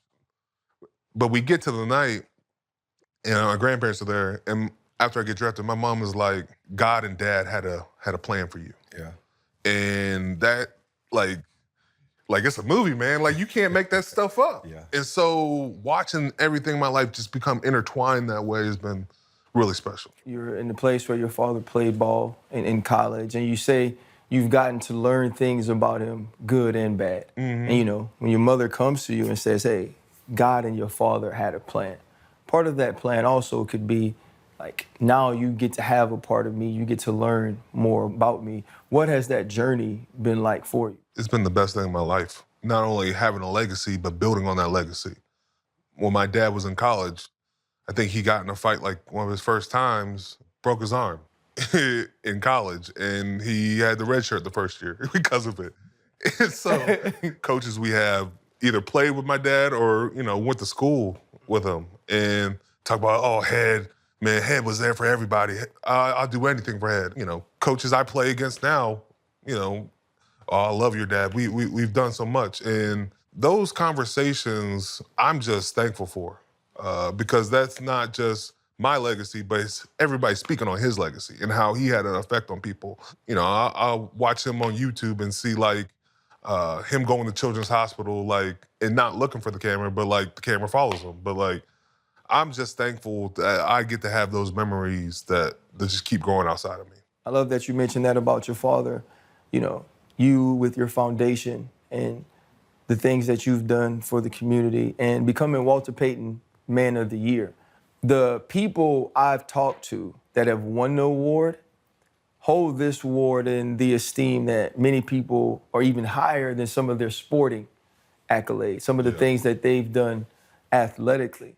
What does it mean for your legacy and your name and your father's name to be attached to an award that's named for a man in Walter Payton, who's sweetness, right? But that is, I guess, awarded to a person that accomplishes or that epitomizes exactly what it is to be a man of the people. My dad and me were both nominated for this award. And, you know, I remember my mom being like, man, your dad was up for that award. He loved Walter Payton. Mm-hmm. And he loved what he did for his city and the way he went about helping others. I got a chance to learn, you know, the Payton family over the years. And, you know, Ashley, Connie, and their son have just always been, I've always held in a great esteem because they've been so kind to me. They went out of their way to welcome me to their family. You know, Jared still texts me to this day, and we talk about, you know, what's going on with sports.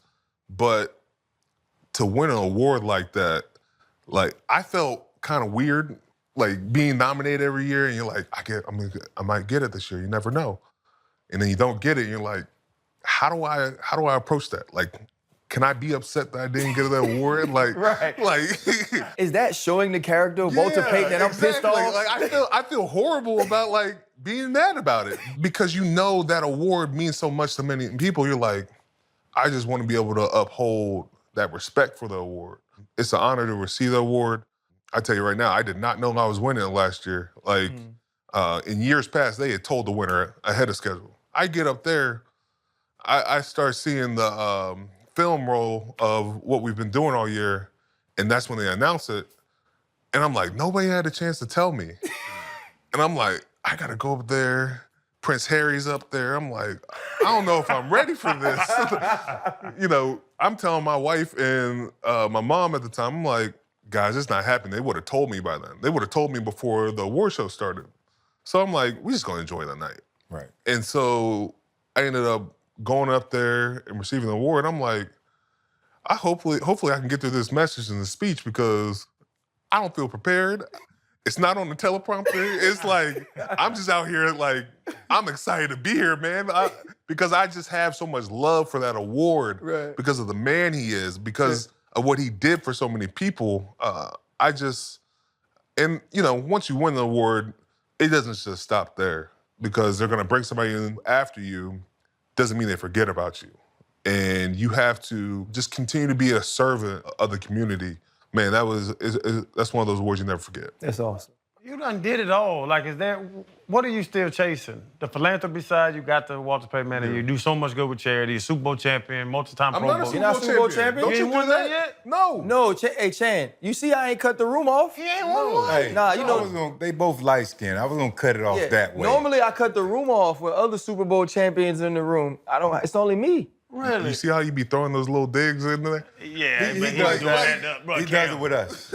Don't feel offended. He does it with us. He did it in front of Dick LeBeau to me, talking about, yeah, coach, he ain't never really won nothing. And I'm like, I see this, Dick LeBeau, man.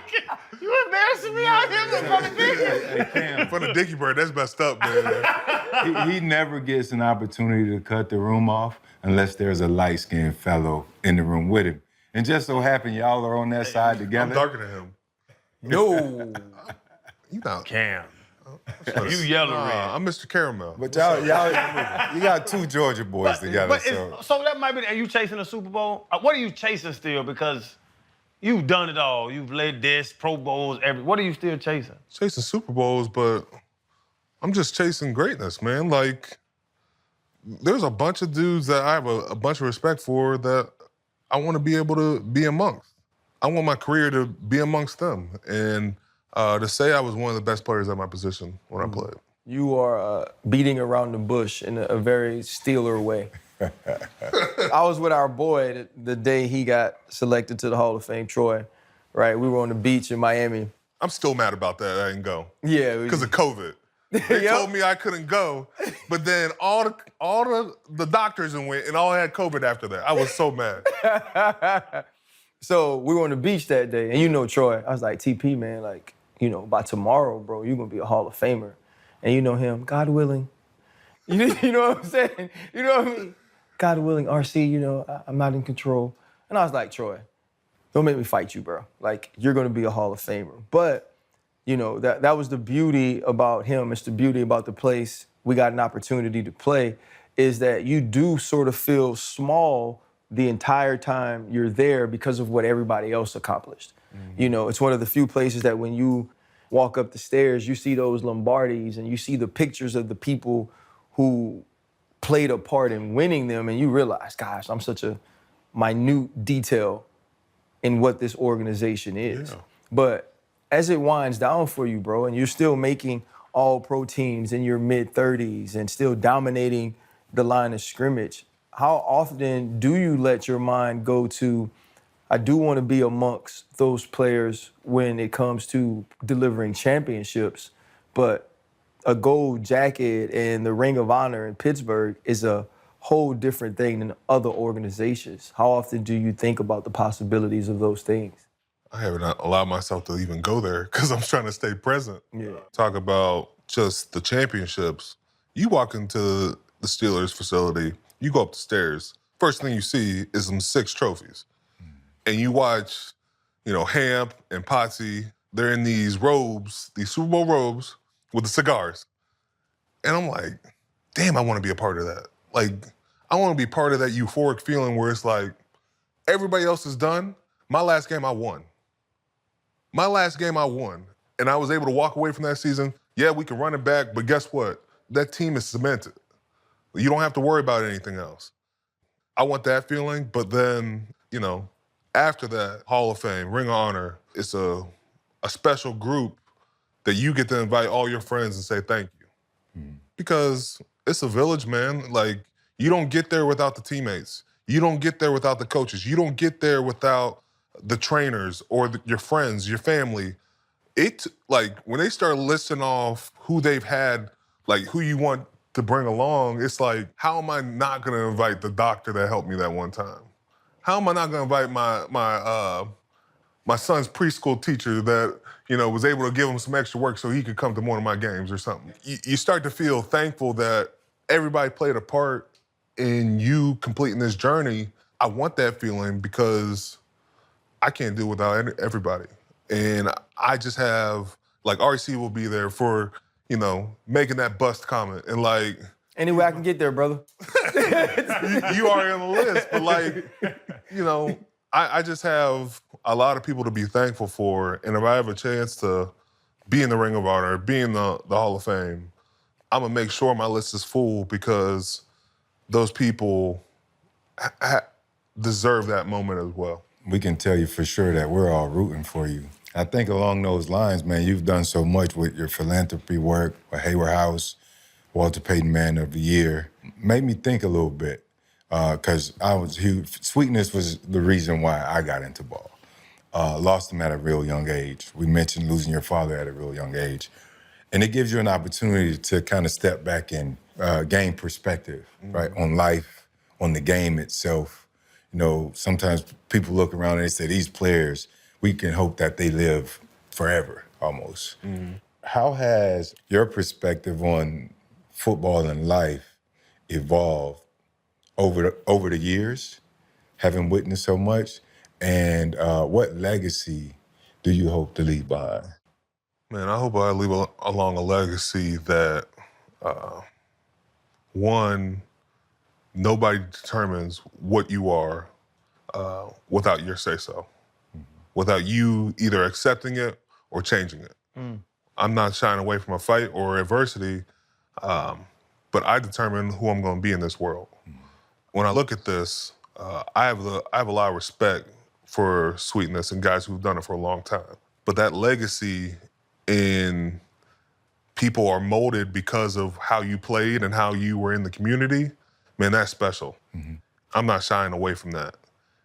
And the last thing, I just think, when you look at this game and if you're not passing on what you know to others, shame on you. Right. When I got in this league, everybody was, you know, open about how to play this game, how to take care of your body, how to be in the community. I don't start my foundation, the Hayward House, without guys like Troy or Brett Kiesel or Aaron Smith. They had, like, causes they cared about, you know, and, you know, you get a kid DMing you about how can I get better at this? How can I get better in the game? Man, I feel like that's my job to do. Like, this game's got to get better because I'm sharing. I'm not holding the secret. I want everybody to be successful because if everybody's successful on a team, we all eat because of that. Yeah. Correct. And so it's just about being an open book and making sure more guys can see it around you. Man, I hear Mike T all over that. Oh, I ain't shying away. Shame on you, being an open book. We all eat.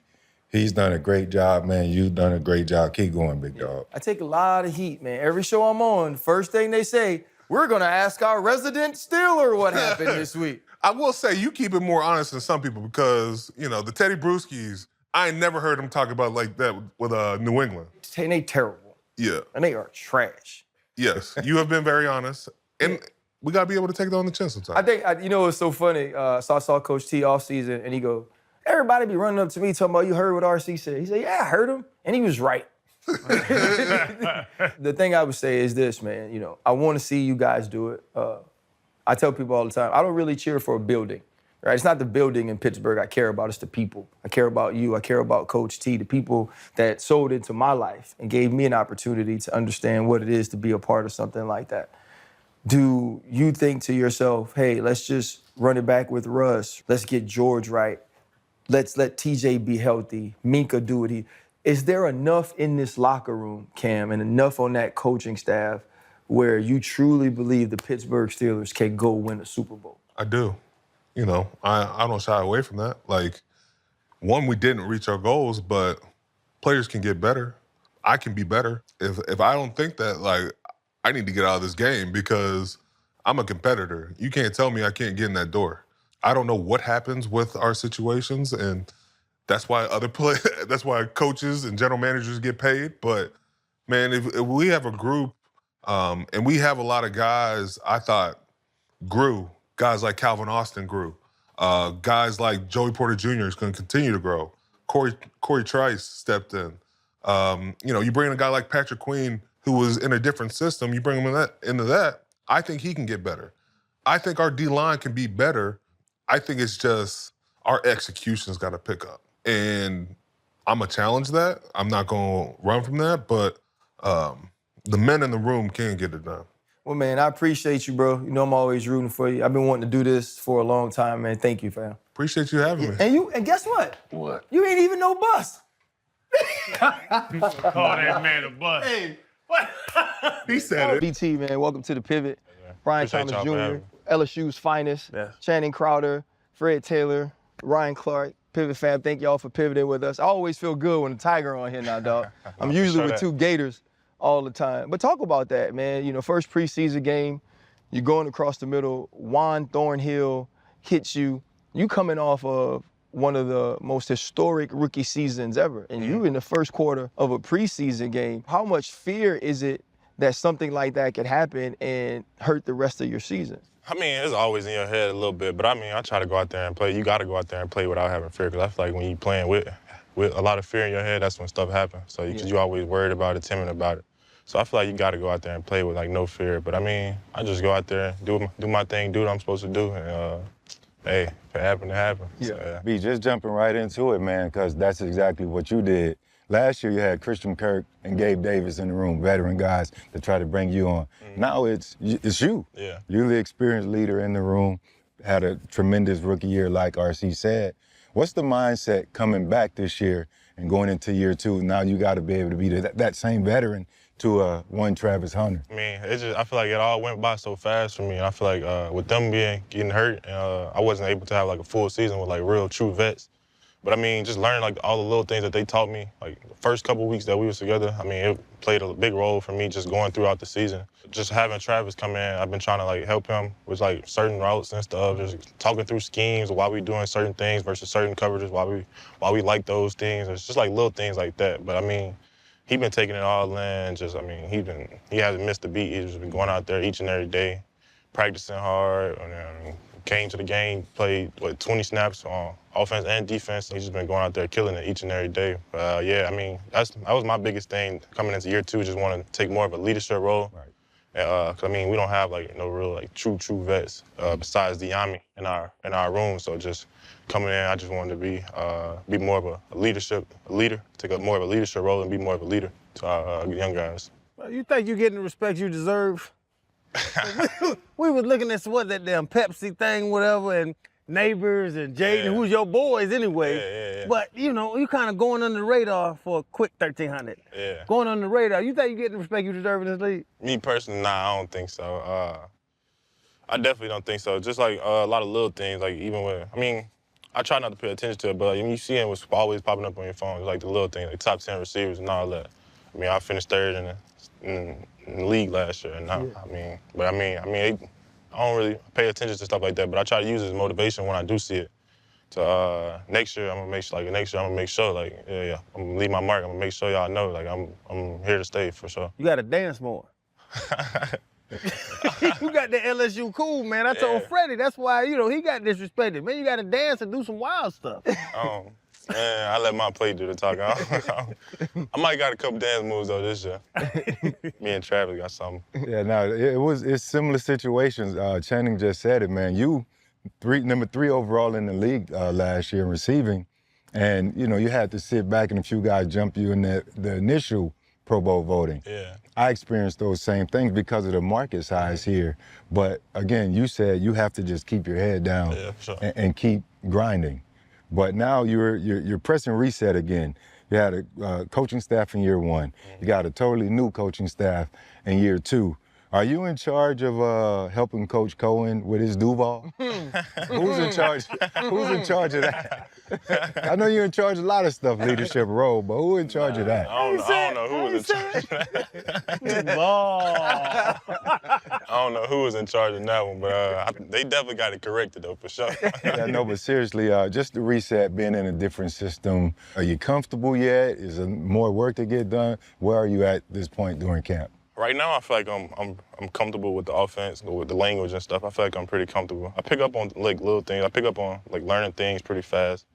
So I feel like I'm very comfortable with just hearing the play and being able to go out there and execute my route and stuff like that. But I just want to get like more detailed into the offense, like learning like even like when me and Travis are talking, just like why we're doing it, like what's he seeing or makes us want to go to this play, and what's the best way that we can get open, like during this play when they're in this coverage, or if they switch and go to this coverage, like little things like that. Just trying to get like super detailed into the offense and just knowing why we're doing those things. I feel like that'll help us out a lot. Right. BT, man, Channing mentioned the fact that, Jaden and Malik had amazing years, the rookie of the weeks and rookie of the months. Obviously, Jaden is the offensive rookie of the year. But for all three of you to play so well, it was a sense of pride for me, getting an opportunity to see where y'all came from as youngsters at LSU to all being drafted first round to showing out in your rookie season.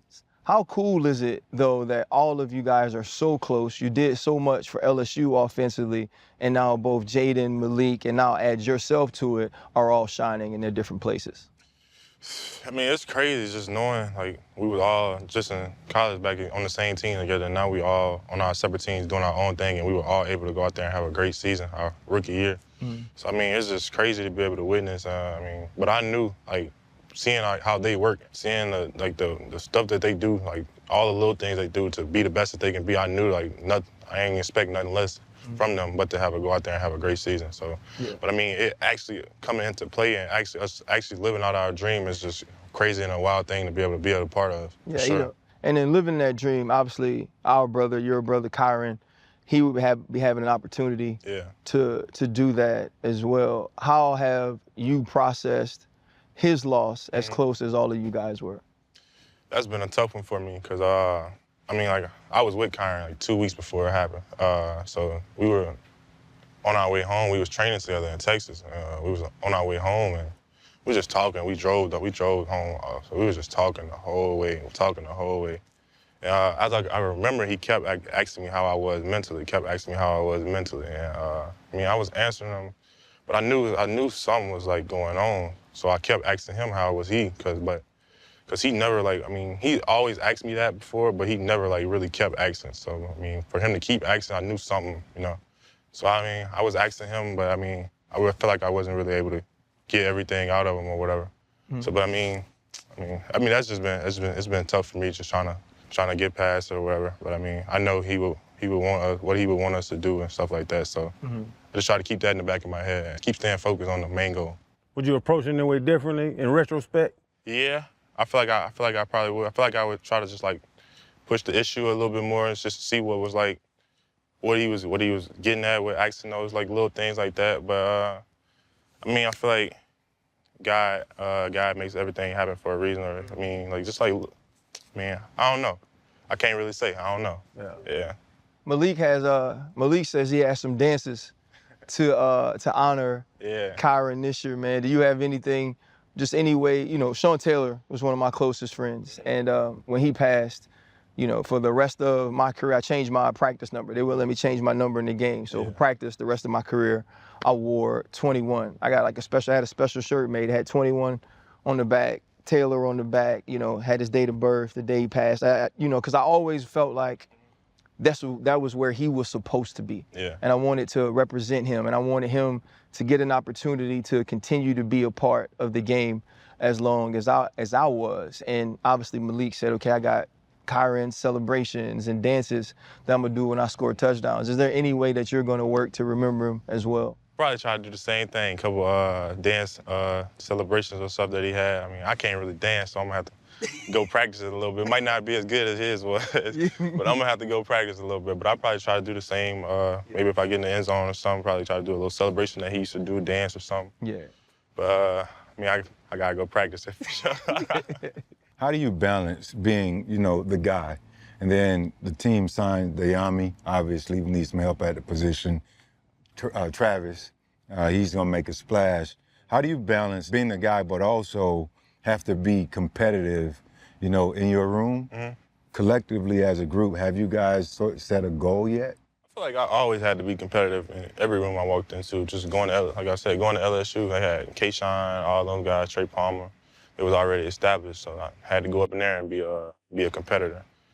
My rookie year here, I had Christian, Kirk, Gabe Davis, all those vets and stuff already. So I feel like every room I walked into, I had to be competitive. So I mean, that's not really a change. I mean, I feel like that's what football is, going out there and competing at the highest level. That's why I love the game. Or as a group, have you guys gotten together and say, like, this is the outlook, our goal for the season? We haven't really got together and set like a specific goal, like this is what we want to accomplish this season, or this is what we want to do this season. But I mean, everybody know in that room that we want to be the best. Like we want to come out here and do what we got to do so we can be the best to even come through here or even come through the league. I mean, that's our main goal, and that's like a goal that we don't even got to talk about. Everybody know that. That's the mindset you got to have when you walk into that room. So. I hate giving LSU credit because he gonna smile and do all this. I smiled it out as soon as you said it.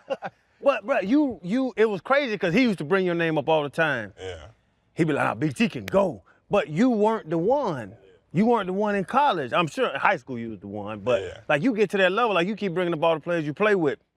To not be the one in college and then get to the league and be the one. Like every time you walk out there, you get in the best corner. Like that transition of becoming the number one after playing in college, I don't say underneath because you can play with them boys, but not drawing the best coverage every time. Now you that dude. Now they know where you are when you walk around. Fact. Me personally, I always approach it like I'm a number one. I always feel like I'm a number one. I always feel like I'm the best receiver out there. So, but I mean, facing the top coverage, I mean, that ain't, like I said, I always approach it like I'm number one. So I'm practicing and everything like I'm going up against the best corner each and every week. I mean, I feel like it ain't nothing to me. I feel like it's just what I do. It's just another person in the way of trying to stop me from what I want to do. So I got to go out there and dominate him. So yeah. Yeah, you got to see one of the best corners twice a year in former LSU Stingley. How was that matchup last year when you had an opportunity to play each other? He was there at LSU my freshman year, and I went up against him twice in practice. But I didn't. After that, he ended up getting injured, so I wasn't really able to go up against him. But I remember last year I went back and watched those reps before we went up against each other again, and try to see what I can do, take little things to help myself win. I mean, it was cool just to be able. I mean, we was in college together, and now he's on a different team, and we going up against each other. So I mean, that was super cool just to be able to go up against Sting, and I know Sting personally, so yeah. So, I remember last year, probably around this time, Todd Bowles, right? It's a interview after joint practices, and you were the first name he brought up. And then, people sneak phones in and take videos, and it's bombs the entire practice against Tampa Bay. Was that sort of a moment where you were like, oh, okay, like, I can be different at this level? Nah, for sure. I feel like that was a big moment for me, and just coming into the season. I wouldn't say I was having a horrible camp, but I wasn't having the best camp or whatever. And just being able to go out there and go against another team, see some new faces and go out there and compete against them, I feel like I was able to excel, and I feel like that's where I really felt like I can really do something in this league. That was a big mark for me, just coming into the league, for sure. What's the biggest difference you felt from being at LSU to now walking into your second year in Jacksonville? What do you feel is your biggest space of growth that you've had in that time? Become more of a vocal leader, helping a lot of the younger guys out. Because when I was at LSU, I ain't really talk much. So I was just going out there doing my job, just going out there doing what I'm supposed to do. But I feel like becoming a leader, that's probably my biggest thing, and that's probably the thing I need to keep growing at the most, because I know that's what the coaches want me to do. Just coming out there and leading, and not just leading by example, but being a little bit more vocal, going out there and helping get the offense going, get everybody going, really, because, I mean, they see what I do, but they, I mean, just hearing it, too, at the same time will help out a lot, too. How do you help Trevor? How like, that's what has to happen here. Trevor Lawrence, I met him in high school, and from the first time I ever watched him throw a football, I was like, that's what it's supposed to look like. Yeah. And then you see the statuesque quarterback build, you're like, that's what it's supposed to look like. That's why he's drafted first overall. That's why he wins the national championship at Clemson. And it's also why Liam Cohen is now here, right? It's about getting Trevor Lawrence to reach his full potential. What is it about him that makes you feel that this will be the year we could see the best of Trevor Lawrence? Like, he has taken more of, like, that leadership role, and he's, like, taking the next step. I feel like he's taking the next step in his game. Just whether it's building the chemistry with us, me, and all the other receivers, just talking to us a lot more, like how we see certain routes, like how he likes it or how we might like it. Just like versus a certain coverage or something, he might see it like this way and just like stuff like that. But we might tell him like, no, I want to like such and such. But just finding that point with them where we can come to an agreement on stuff like that. I would say that's probably the biggest thing, just becoming more of a leader and becoming like, just seeing how we see things and what's the best way for us to execute these certain plays versus certain coverages. I would say that's probably the biggest thing. But I feel like this year I feel like this year is a year for him for sure. If I can share anything, having played alongside arguably the best quarterback to ever play in the game, Tom Brady, my 2 years in New England, I was in awe just being at practice with Tom. Everything Tom did was game speed. Yeah. From film on the field, gathering the guys after practice, everything was always 110 miles an hour, just like the game. Communication, what we're gonna do, what we anticipate, and that I think you can probably help share with Trevor through the way you practice, like the way you talk in establishing yourself as a leader, because obviously the better you do and you guys do, I get to talk trash to this one. I get to talk trash to this one. Because right now, they like, Freddie, your Jaguars ain't going to beat us. But, I stay and I'm patient, so I am patient. That's what we're supposed to do. You know, see, you are playing the game, right? I want to share something with you about Fred Taylor. When you're on the field, when you're doing and applying your trade, right? When you out there sweating, it be hot as hell in J-ville. Yeah. It's humid, right? You expect somebody like Freddie T, a Jaguar legend, to be in the trenches with you.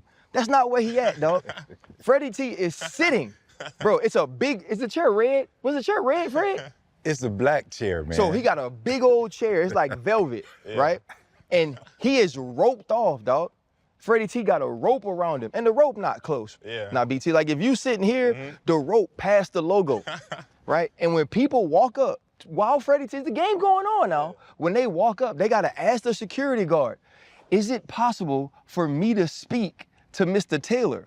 Now, the security guard, even though Fred could hear him, ask Fred, Mr. Taylor, is it okay if these people speak to you? And you know what he says? They may speak. To give him a thumbs up or a thumbs down. It's like Gladiator. Game of Thrones. Bro, it's like Gladiator when Fred T goes I know you don't believe him, right? First, he's like red, Kappa, then velvet, and then the rope. Look, I'm at work. Yeah. I am the most approachable Jaguar in the history of this organization. Yeah. Anywhere. I show love and they give me love back. But it's roped off because I would never get my work done. Yeah, I got to watch, I got to report, I got to do the radio show. I'm taking notes. My memory ain't always the best, so I got to take my notes. And I'm supporting y'all. I'm supporting y'all. So how did practice habits and leadership and trying to get the best out of my guys so we can win something turn into me? It ain't about me. I'm talking about the lack of leadership you show sitting in that seat. Nah, we here for you, bro.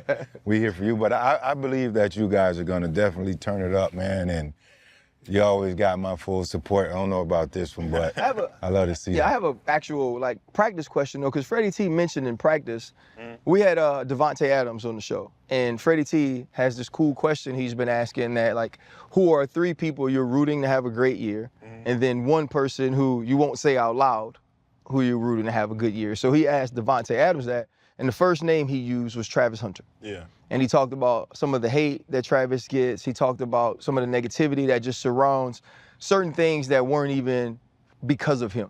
And then he also said, though, I think it's hard. Chan asked, he's like, I think it's going to be really hard to play both ways. You know, you've gotten to see him at practice. I'm not sure how many times you've had an opportunity to go against him. When you watch him at practice on offense, are you thinking to yourself when you see Travis, let me give him the best rep I possibly can, so now when we get in the game, when he's playing offense and defense, he'll be prepared for that? I mean, I haven't really had the chance to go up against him as much, or maybe like 2 or 3 times. Gotcha. That was really about it. When he's out there on defense or whatever, I'm talking to the receivers. Make sure y'all give him, make sure y'all go at him. Don't take nothing. Don't go off because he's just him, or still push at him. Because at the end of the day, if this is what he want to do, he gotta make sure he's at the top of his game. You gotta make sure he's getting better each and every day. Yeah. But I mean, he takes on the challenge each and every time. So he's going out there making plays, whether it's on offense, defense. He's just, I feel like it'll be tough for him. But I feel like he'll be able to do it. It's just going out there and seeing him what he does at practice, I feel like he'll be able to go out there and do it. But me, selfishly, I would want him more on the offensive side. Help me out a little bit, track some of those coverages. Yeah. But I mean, me personally, I feel like he'll definitely be able to do out there. Man, that's awesome, man. How is it though? Cause I just asking that question. So you say you working with him? Yeah. So you trying to teach him releases and teach him how you?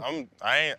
But you gotta cause he's your receiving buddy. Oh, So you talking about receiver-wise? I'm teaching him. So you teaching him releases like what you do, knowing that he's about to turn around and line up in front of you and be like, oh, you gonna do that little arm over shit? Yeah, I got that shit. Like that dynamic is kind of weird. Nah, it definitely is. Cause I mean, I'll be like, you just heard us go over these concepts. Right. Now you on this side. Now you on defense at practice. So you know it's coming. So you probably jumping everything. You seeing everything that's happening. I'm gonna go out there. When I go out there, when we out there, I'm gonna try to give him as much as I can, whether it's offense or what I can do, help him out at defense, just for him to succeed. Cause, like you said, I feel like I really want him to succeed. I feel like he really can do it. So I'm gonna go out there and try to help him as much as I can, give him as much tips as I can. So yeah. And the videos, we pass them around, we send them to each other. Yeah. Is he the stupid athlete that we see? Like, did he jump off the? Yeah. Like, he jumped off the screen to us. Yeah. Does he jump off the field to you? Like, oh, that's he has something. I think it was like a scramble drill where Trevor was just rolling out and just threw it up to him. I swear, he jumped so high off the ground and he went got it too, but he when he came down, it ended up coming out. But just to see how he can go up there and go get it, I was like, damn. I love to see like really good football players talk about other really good football players, and they be like, shit. That was a light bulb moment, bro.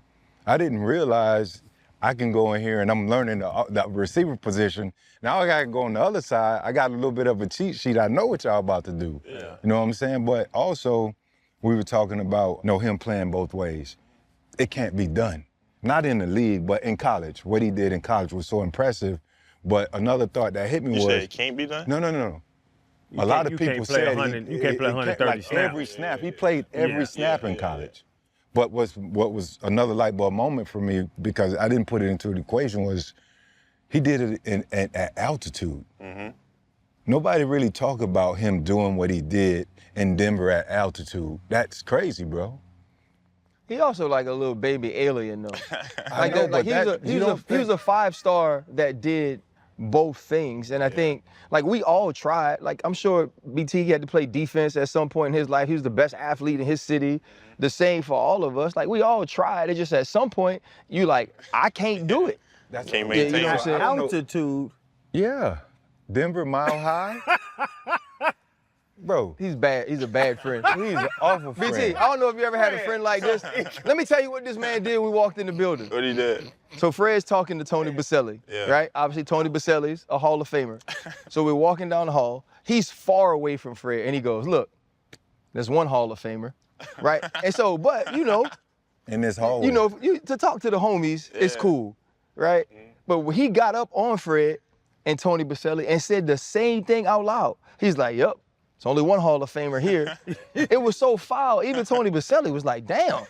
You need those friends that be like, come on, man, tighten up. See, but he laughing about altitude. We wouldn't have this show because altitude almost took his life. That is true. If You they feel me? played under the ocean or if they played on a mountain, there's nobody gonna play 130 snaps in the NFL. It's crazy. Hey, we created this podcast with a purpose, and now we're helping out our community of people that love to pivot with the Pivot Energy drink. Y'all know I'm no coffee guy, but I have some long nights. And I need to pivot in the morning. And so Pivot Energy, man, I hate to crash all that caffeine and all the crazy stuff out there, but Pivot Energy, man, is perfect. It's right up my alley, and it'll be right up y'all. Yeah, and for all of you, our community, we've been at this for 3.5 years on the show.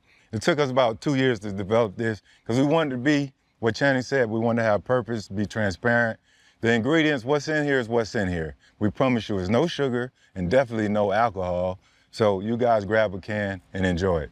Listen, it's never too late or too early to pivot. You don't even need the coffee anymore. This makes you a better you, whether you're shooting a podcast, you got a date, or you're going into work, headed to a workout. Whatever you need, Pivot Performance Energy does exactly what you need it to do, which is get you hyped and get you ready to pivot. I'm gonna unlock my full potential, and I always do that with the Pivot Energy drink. So you gotta use the code GETPIVOT20 at pivotenergydrink.com. That's GETPIVOT20 at pivotenergydrink.com for 20% off your first order. Come get with us, get your mind right, get your body right.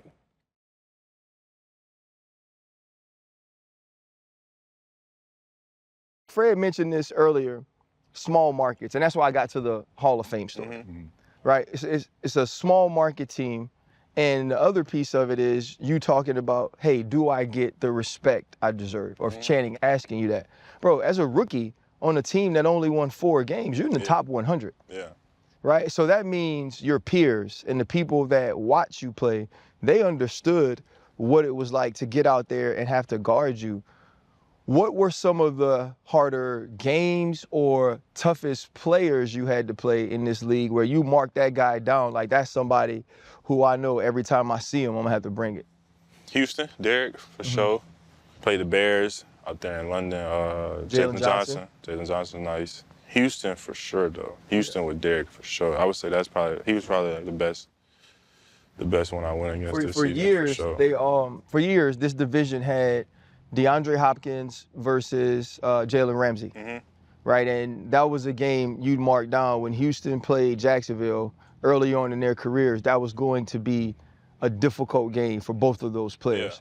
It's going to be the same thing for you with Derek. What has Liam brought to this team that has you excited about this year and being able to stack on a great rookie year, but also add those wins? A lot of energy throughout the building, a lot of energy through the players. I feel like the players that they brought in, I feel like they're gonna take us to the next level, whether it's offensive side, defensive side. I feel like just everything will take us to the next level. I feel like we ready to take that next step, so I feel like we gotta put in the work and do all the little things to take us to that next step. But I feel like once we do all that, once we get that figured out what it is to do all that, I feel like that's when we'll be able to take that next step. But I feel like Coach Liam's scheme and everything that he brings to the table, I feel like it's just elevation from what we had for sure. And you also only have to get the ball to the 40-yard line now. Yeah. We know that. Yeah. You have a kicker that can make 70-yard field goals. Before he went out there, before halftime, did y'all know he could make it? Make it? Nah, we didn't see him kick like 65 in practice and stuff, but 70? Man. I'm on the sideline. I say, we kicking it? I'm like, how far is it? It's like 70, I think. I'm like, probably not. Ain't got one more play or something. You could get to the Hail Mary. I'm like, I say 70. It's crazy. He said, I talked to Coach, and he said he came to him and said, hey, call the timeout, let me go at it. I was right by him on the side. He was like, kick it. Kick it. He was like, if we get right here, I want to kick it. And he was like, so he just said, kick it. And I'm like, yeah, Coach say he earned a little street cred. Word around town, they call him Cam Curry now. Cam Little I ain't Curry. heard that one, but hey. Like Steph Curry. Yeah. Bringing the offensive guy. Yeah. Is it enlightening to have a new offense? I know it takes time to get used to it, but is it almost invigorating to have that new offense and see where you're going to be and how Coach Cohen sees you over the previous coaching staff? I feel like it's very enlightening just being able to have a new coach come in who is very offensive minded and just to see like how his past couple seasons been going or with the offense that he's been running. So I feel like it's very enlightening. Just being able to see how they think about me, like some of the other coaches might have thought about me. I feel like it's very enlightening for me just to be able to go into year 2 how I want to go into year 2.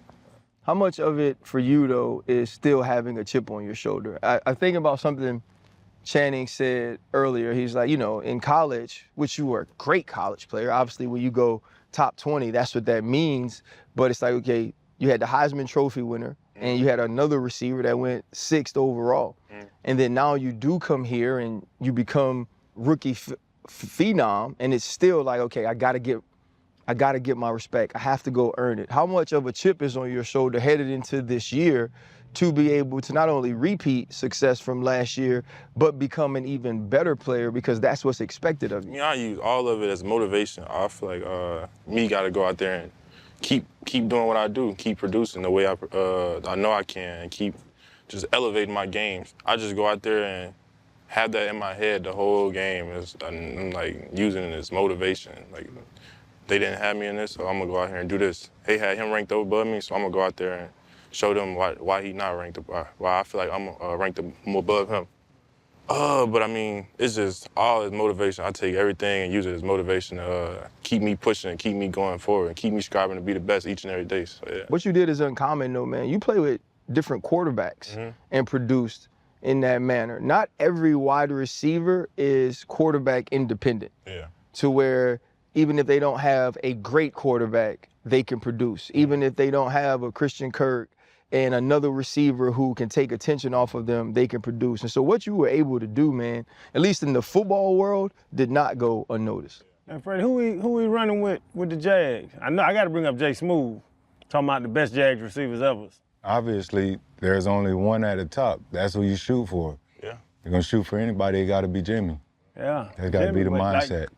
To be in that, you know what I'm saying, you don't want to put the cart before the horse, but like, you had a chance to be one of the greatest in an organization with the, if you extrapolate out the numbers of what you had your rookie year, but just knowing that and seeing what you could do, bro, it's something special in you. I mean, I don't really try to look at that right now. I'm just trying to focus on year 2 right now. And then at the end of my career, I look back and hopefully then I'll be able to say, yeah, I'm one of the best to come through this organization. I'm one of the best to even play in the league, for sure. Do you try not to smile, or do you just not smile? Man, we joking here. you enjoy yourself, brother? Yeah. Man, everybody say that. I don't know. That's just me. I don't know. I don't know. For me, being like an older cat that went to LSU, that's from Louisiana, I get so much pride in watching y'all do well. And then, you coming from Walker, going to LSU, getting into the draft and becoming who you have as a player. Like, when did you realize, and who was it that put it in you that you had an opportunity to be here? Like, I remember the high school team you played on, an extremely talented team. You guys never could quite get over the hump and win it. Like, when did you realize, hey, you know what, I have a chance to be good? And how did your parents and your mother play a part in continuing to support you and push you forward? When I really felt like I had a chance to be good, it's probably had to be during college when I was, just at practice, just being able to go out there and win some of the reps I was winning. Just coming in as a freshman and being able to beat some of the older guys, that's really when I felt like I can really be good at this. And my parents were everything for me. They pushed me each and every day. They supported me all the time. They've been supporting me for my whole life. To be able to have them in my corner and always pushing me, always just supporting me, I feel like they were everything for me. And I feel like they got me to this point. My dad, he helped me out. I mean, we've been since I was 5, 6 in the yard, running routes, doing like little things, just like little stuff. But he always been there. My mama, same thing, always been there for me my whole life. But having them two in my life, and supporting me the way that they did, I feel like this what's got me here. So I give everything to them. How has it been being here, though? I was the same way. I grew up in Louisiana on the West Bank of New Orleans. I went to school an hour away from my parents. I saw them all the time. They were at every game. They could visit me during the week. I could drive home on weekends in the off season. And then I was in New York and I was by myself.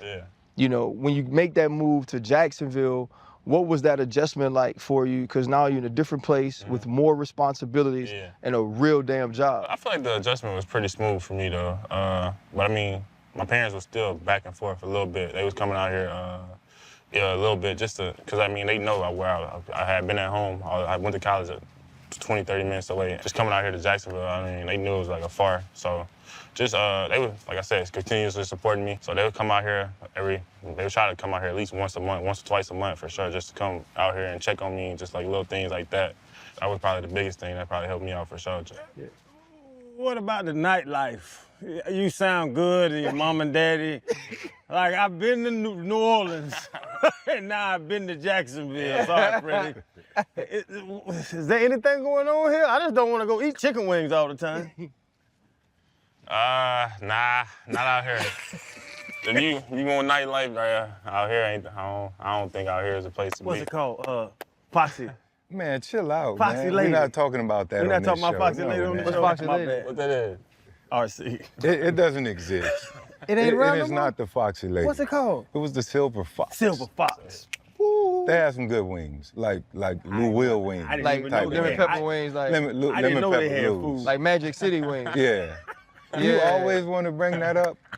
You don't hang. Silver Fox We need to was off the chain. we need to hook him up with Lil Duval, man. With Lil Duval come down so he I know can- Duval. I mean, they love you too, bro. Yeah, they definitely love you. The city love you, obviously. That's just how Jacksonville is. Other NFL cities, other than maybe Pittsburgh, their fans crazy. They show up regardless.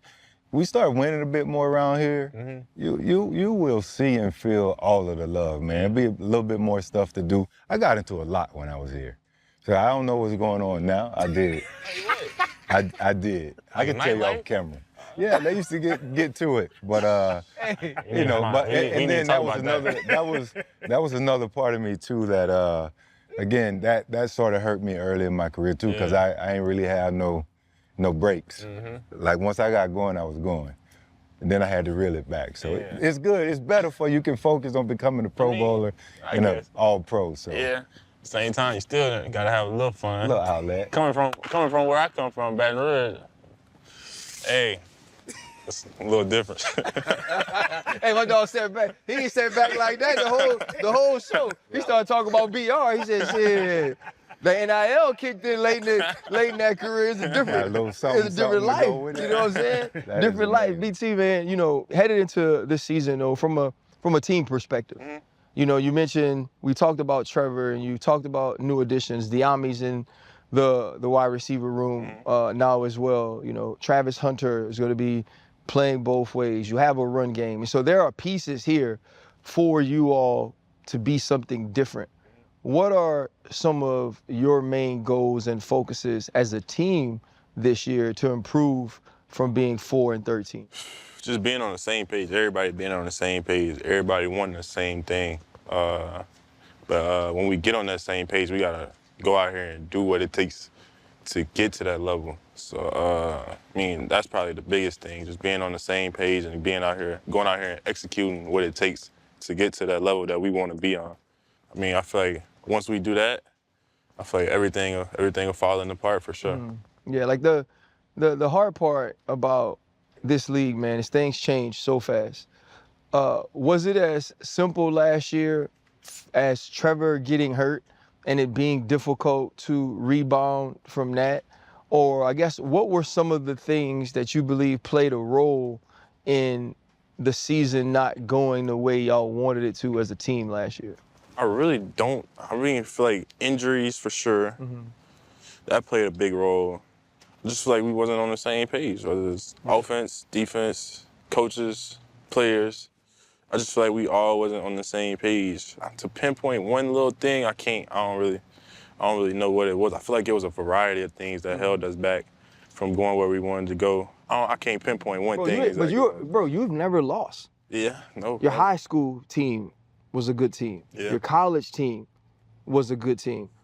Yeah. Was it, how difficult was last year on you to be playing as well as you were individually, but also leaving the stadium and many times looking at the scoreboard, at least 13 times, and Jacksonville was on the short end of the points? It was hard. It was super hard for me. 'Cause like you said, I've never lost.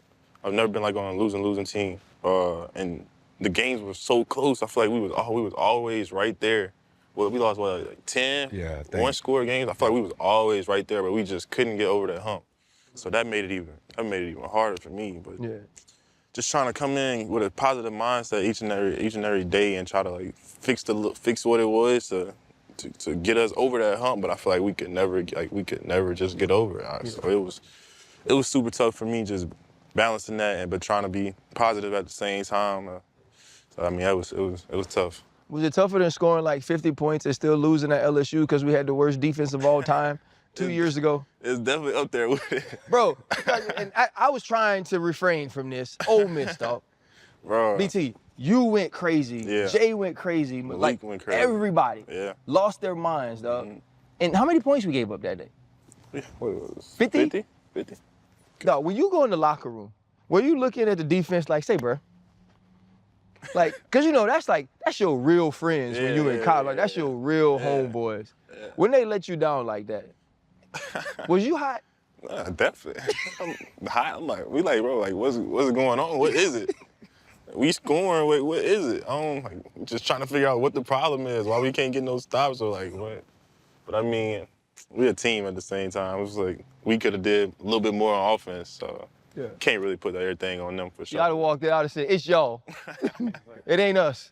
If we go 50 and we lose, he could have, hey, it was him, Malik Neighbors, and Jaden Daniels. He could have did that. He could have walked in and said, it is y'all, it is not us. You want to know how I know? Look at the scoreboard. That is not us. You've been on the other side of that too. You've been on the other side of that too. Yeah, we should have said it too in Pittsburgh a lot. But that's the beauty of where he is now in his career and what we have with the new regime, right? Everything's fresh. It's all a reset. Culture, I like to toss that word out. I love Mike T up in Pittsburgh, have an opportunity to sit down with him. It's about a standard. You can have a culture, and the culture, you can have different types of people in that mesh and create a certain culture, but what's the standard? Your standard coming from high school, from college, is winning. Last year, with the season you had and the accountability and the everything that you did, guys will buy into you, whatever you say to them right now, and you just draw a line in the sand or in the grass. Yeah. Say, we're not stepping across that. Unless we're going across that to battle, that's nothing less. We're not accepting anything less. And that's what we are. So as a second-year player, don't hesitate to assert yourself as a leader. If you want to be a leader, that's what it's going to take. Hurting feelings, fuck it. Yeah. Like, it just comes with it. They're going to still get paid. Yeah. They might be a little bit hurt. They're going to get paid, right? They got to show up again. And if they don't show up over and over, they're going to be out of here. So in order to be, like, really successful, draw the line, say, this is the standard. We ain't accepting nothing else. We see you slacking, not practicing right, not studying right, you BSing, looking for the nightlife, like overdoing it. And it's cool to go out. Yeah. Don't get me wrong. Yeah. It's good to party, but when you overdo it and do things too excessively, that's when it's an issue. Moderation is always great. So, you can lead them. Even Trevor. Don't be scared to say, hey, bro, we got to get better. You know what I'm saying? Let's go do these routes. Let's go get on this film. Let's go chill away from here. Let's get better. I want to be the best that I can be. I want to be better than Jimmy. I want to be better than Malik. You know what I'm saying? I want you to be better than these other guys. So come together, and create a winning product so you can be proud of yourself, regardless of individually, but as a unit. And then I can talk a little shit to these two in the process. This brings me to my last point for BT before I ask my last question. Yes, sir. When we go to Pittsburgh, right, and when we have conversations with them, I've never once had to give someone a pep talk, right? Would you say that? Like, we haven't sat with a Pittsburgh Steeler where I had to explain, hey, you got to push them this way, or you got to do this, because there's a history of winning, right? There's a history of we are working towards a certain thing.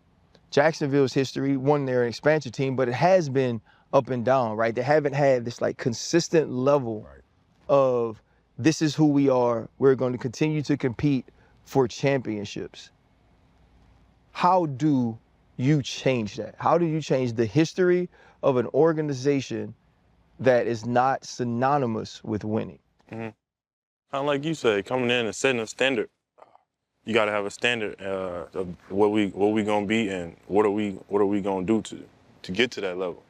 So, I mean, you gotta have a standard, and you gotta, if people not abiding by it, you gotta let them know, or you gotta just. But I mean, just having a standard and what we gonna do to be able to get to that standard, I feel like that's what you gotta have to be able to be consistent and be able to take it to that next level. So I feel like that's the biggest thing that you gotta have. Do you set goals before the season? Like, are you one of, we talked to Bijan Robinson, and he said when he was in college, he set like these seemingly impossible goals to reach. He was like, my first year I wanted 1,000, then I wanted 1,500, then I wanted 2,000. Do you set tangible goals like that heading into the season? I set goals before I do anything, whether it's just doing like little stuff. I set goals of what I want to get accomplished, what I want to do. I mean, I feel like that helps me out. It keeps me motivated, pushes me each and every day to, like, say if I wake up I'm not feeling good or something, but I know I got my goals in the back of my mind, so I know what I got to do to strive each and every day to get to that goal. So I feel like it just helps me out and keeps me motivated as an individual. So yeah. I love that. Well, man, listen, bro, I appreciate you. You know me, I'm trying to get a Tiger on here anytime I can.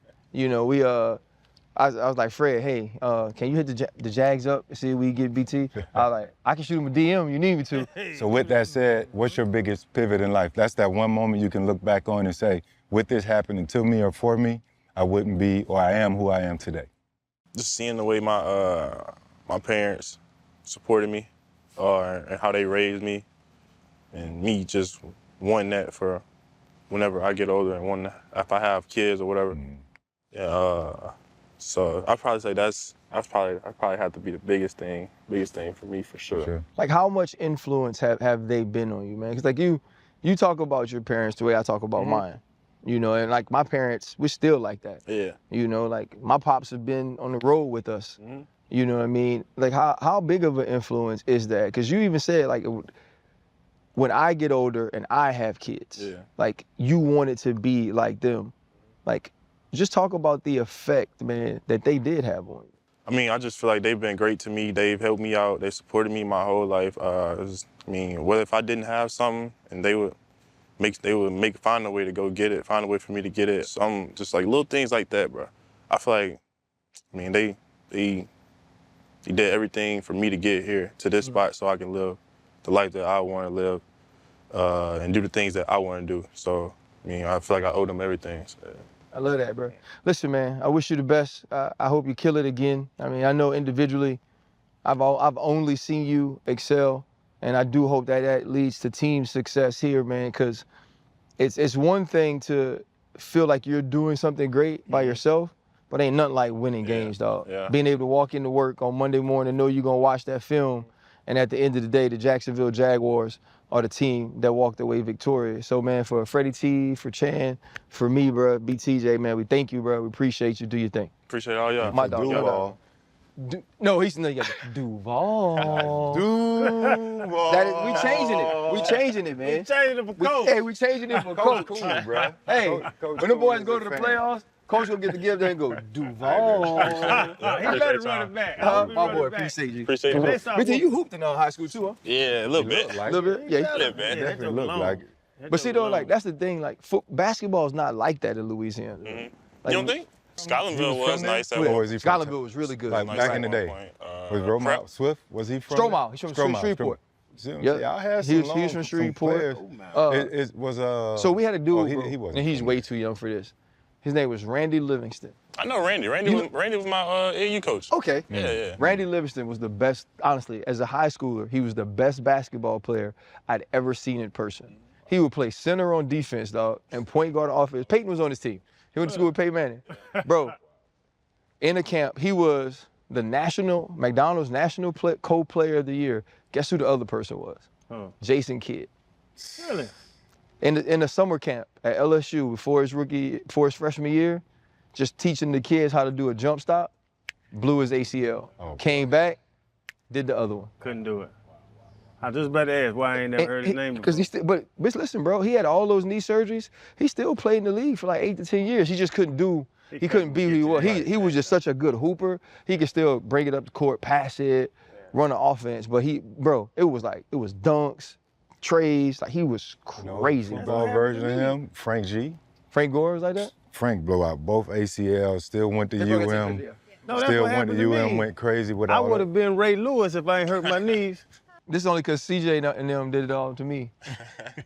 Oh, yeah. Chauncey, yeah. Yeah. Yeah, I'm ready.